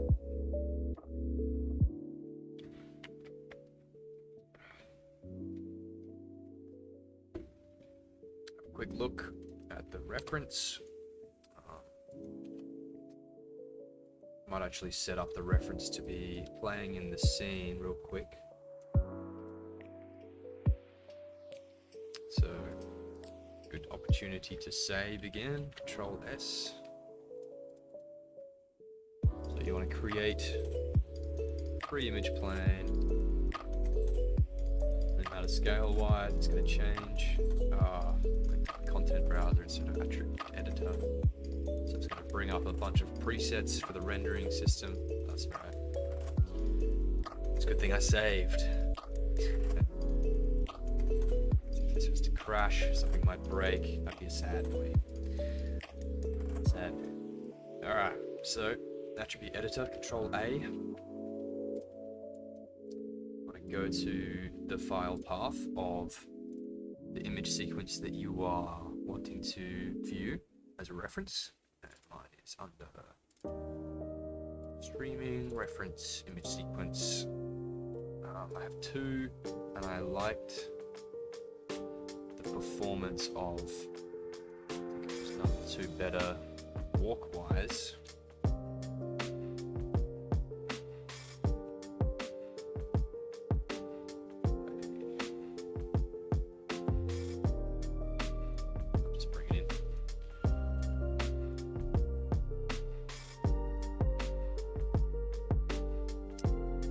Rotate it. If you hold J, it's gonna go in increments of 15.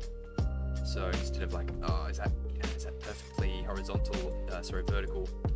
You just go to just type in as well the rotation. So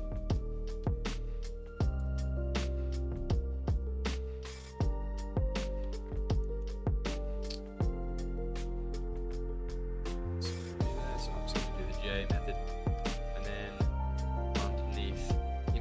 Shape. If you click on the image, there is the file path, and then you use an image sequence. So this is going to, it's connected to the timeline at the moment, but based off of the naming convention of these files, you can see they start at 0. So instead of going through what image number it's at and what number in the image sequence correlates with that, you can break this connection and set a key on frame 1. Set a key to be the end frame of your image sequence. In this case, it is 633. Now, just so you see how it comes in, this is the playback of this key to this key. Change that, it's going to change the speed, of course, but this is going to ease in and then ease out, and we don't want that. We want it to be a linear curve, so that it's just plays through one section to another. So based off of the beautiful mathematics going on behind the scene, this now pretty much perfectly correlates with my Maya scene. Just based off of adding 2 keyframes. Thank you, Joe. Shout out to you. Whoever told me that. So now, not only, and so of course you can influence how fast that is by dragging that out, make it a bit heavier. So he's coming in.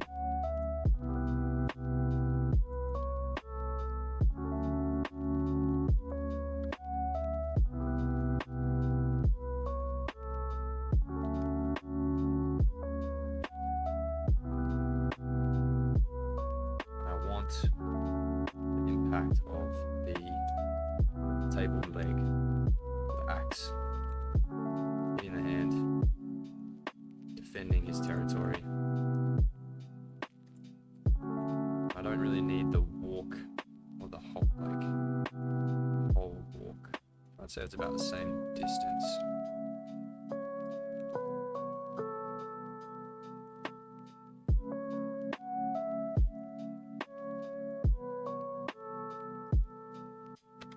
In this case, probably should go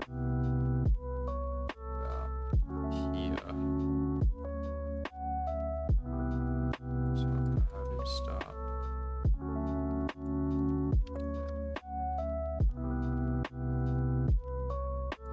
Until then, it's holding.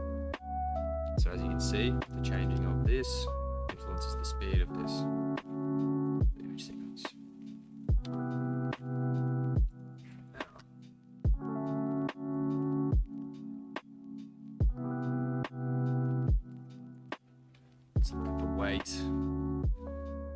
which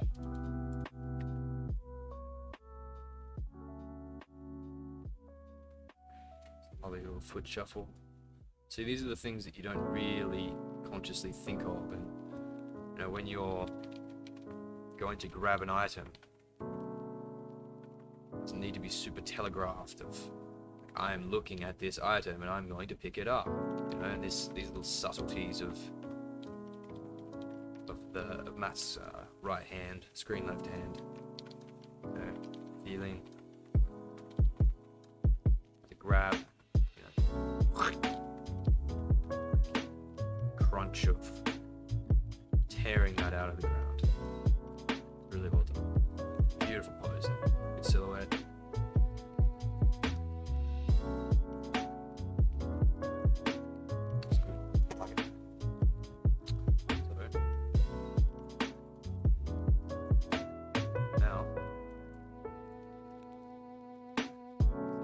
Realize he doesn't need to look directly at it.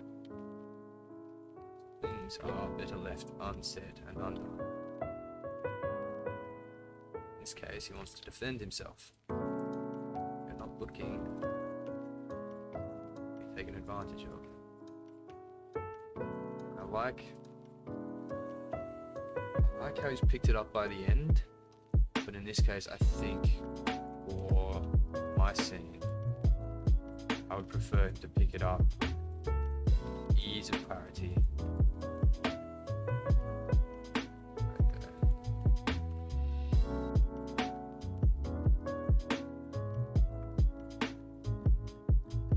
Forward a little bit more.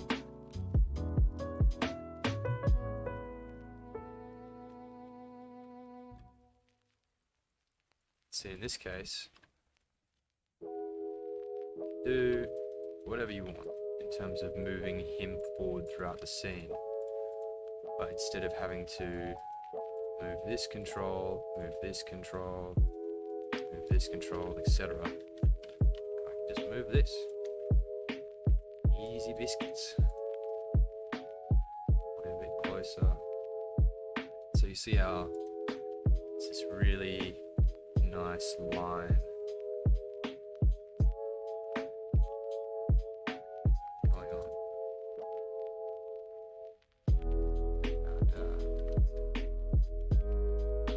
tool that you can have, which you can draw over things, but for now it's not necessary. But I want to have that feel of anticipation right before he's going to crunch this up. So as you can see, that's reference. Kind of pulls it to the side. In this case, I reckon it'd be cool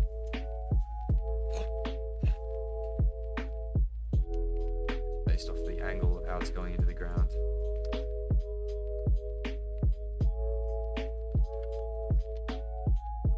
Save some effort as well, instead of matching eye to eye, and have a constraint set up which parents the hand to the axe. Toggle that on. Good work. Okay.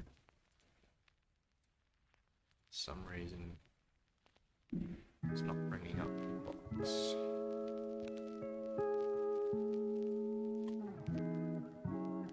Okay. So we want to parent the hand to epic reference. That bloke should be a model.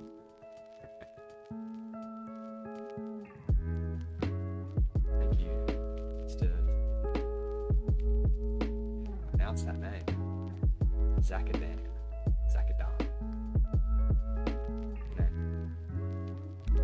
Sorry, I missed the message.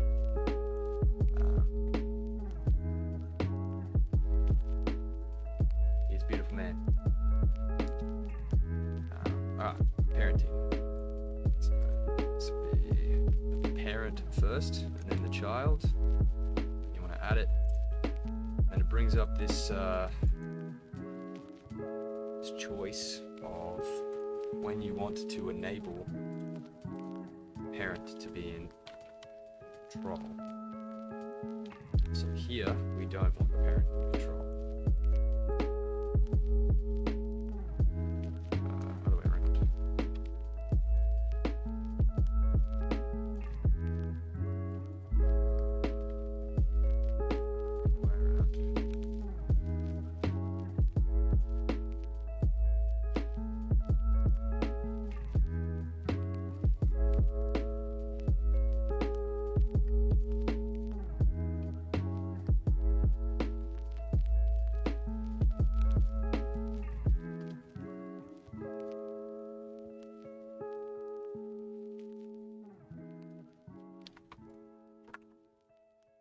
Now, when he picks it up, it's following his hand,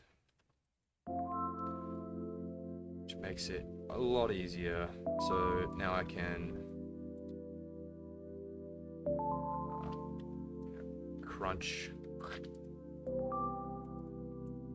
this up.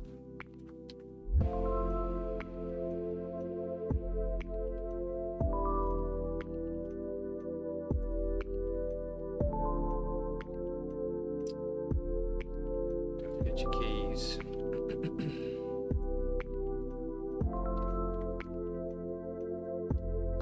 It's good to have the auto key on, so if you don't have it on, you can move things around freely. It's not going to give it a key. As soon as you click this on, move it around, that's another key to the timeline. Handy. So in this case, if you are going to try to wrench something out of the ground, you're going to need leverage, and the leverage comes from weight distribution, and the elbow is going to go before anything happens with the blade.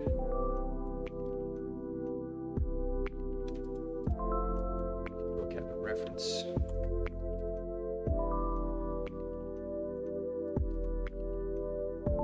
Having, how fast things move, how fast you can get away with things moving. So holds. And it's about 1, 2, 3, 4, 5, 6, 7, 8, like 12 overall. I want to see if I can push that to 1, 2, 3, 4, 5, 6.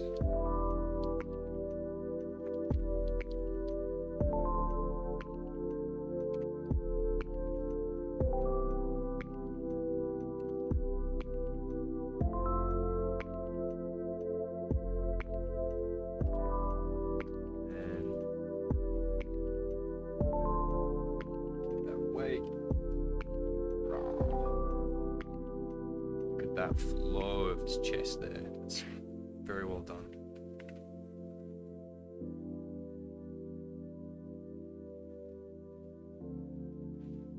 Swing through of that arm. And, do your best not to get overwhelmed. It's easy to get lost in the details, but big strokes. So, going from chest, pushing through.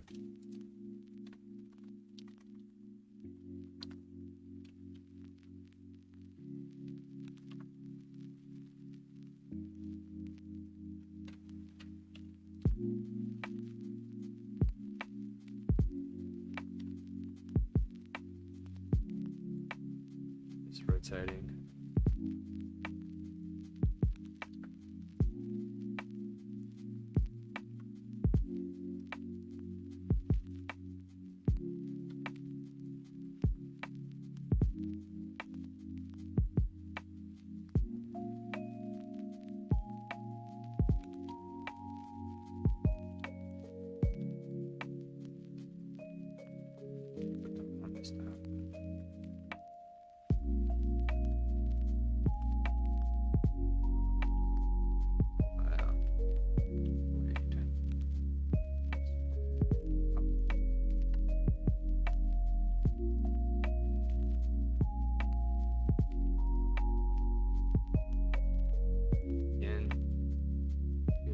2/3 of our leverage.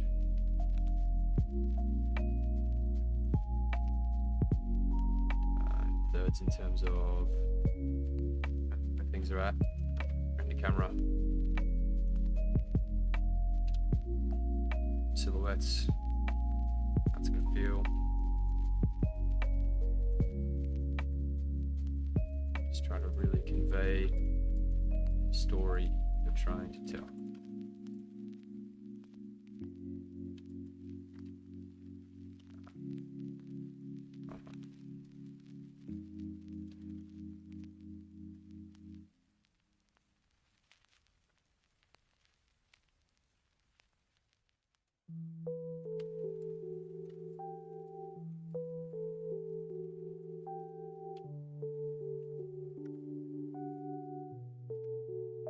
So you see how quick this moves?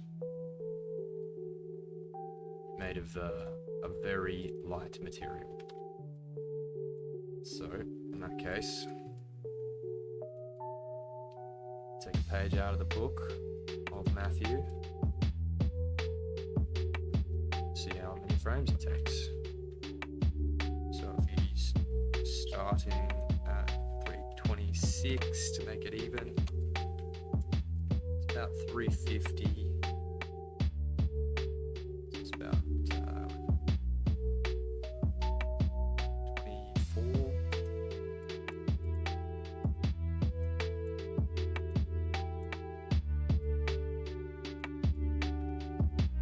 Just a second. So better.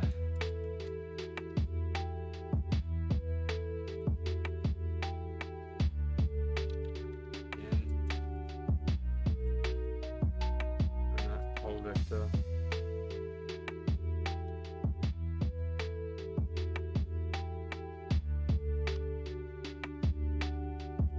Obviously it's going to be in the direction where the elbow is pointing.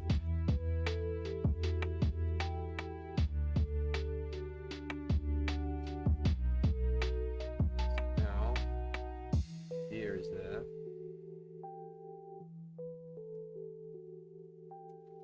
Get more of that flow that Matt's got through his body.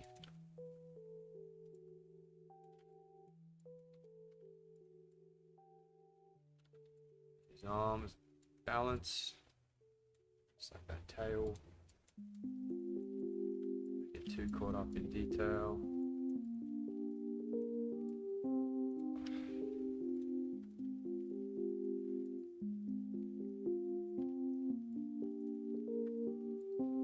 Crazy how much something like that changes the entire feel. Look at that. And then going to that. Yep, there's more to do, but sometimes you can't move ahead unless you take the next step. It sounds so simple, but it's just the case with a lot of things. Just need to take the first step and the rest comes easy.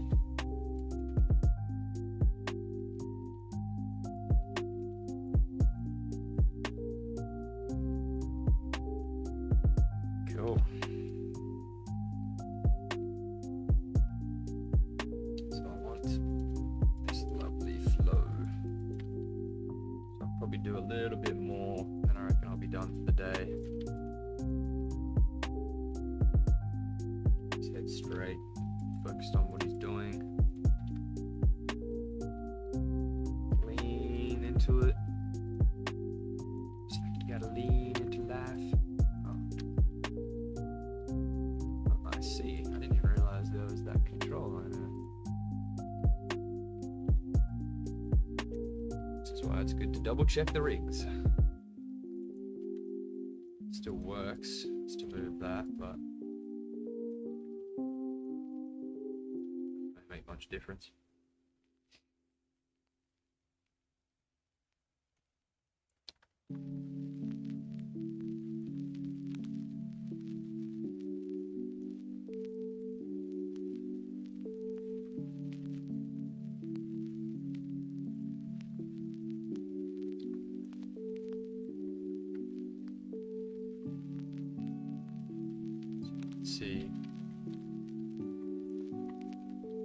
much his chest is rotating there. Get some of that.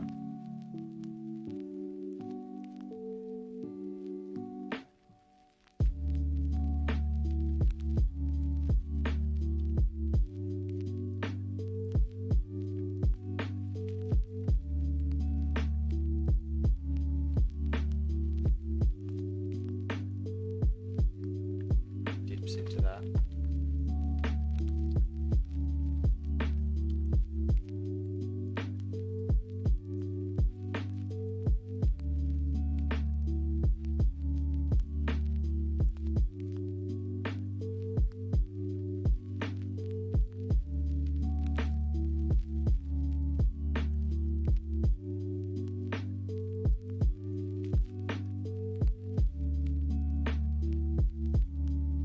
This nice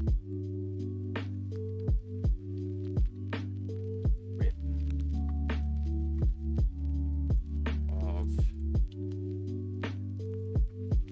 bringing that around. See, in this case, can't make this move until I make this move.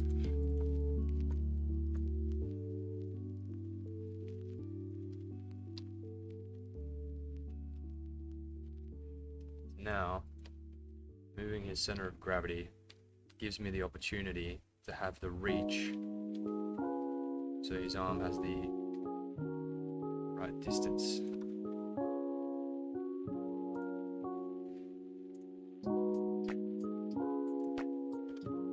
I like the beats of that. Boom, boom, boom.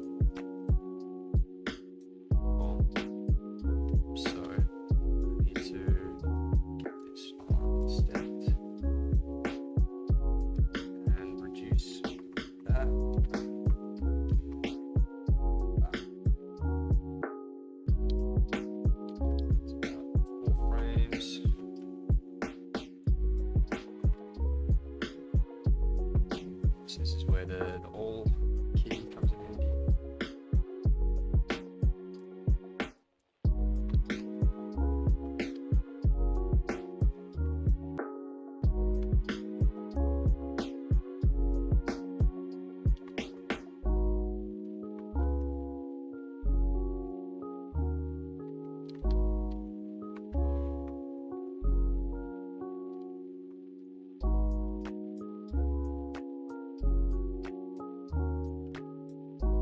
It's good to have some good music.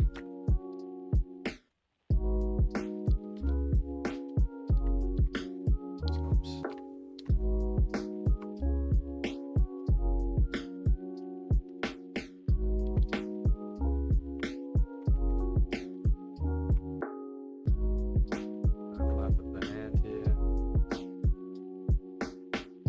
based off the Matt's reference.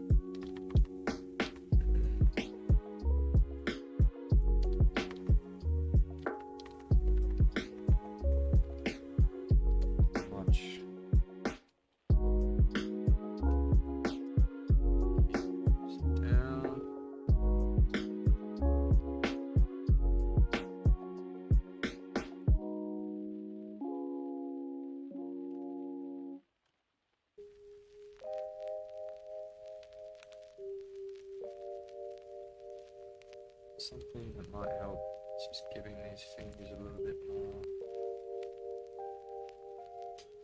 traction.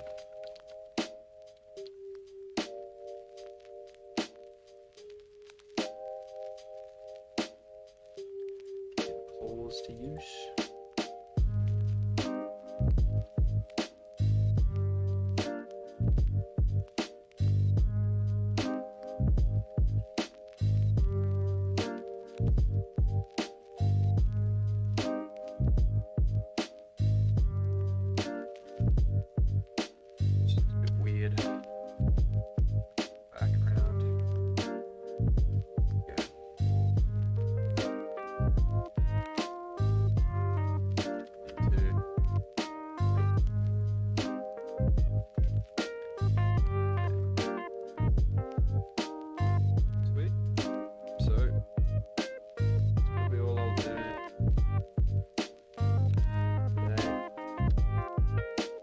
Streaming again next Thursday,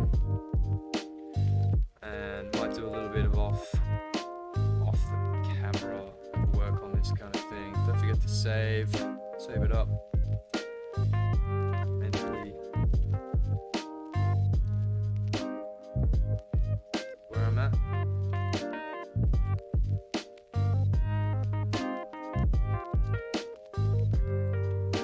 Reference pieces, display layer.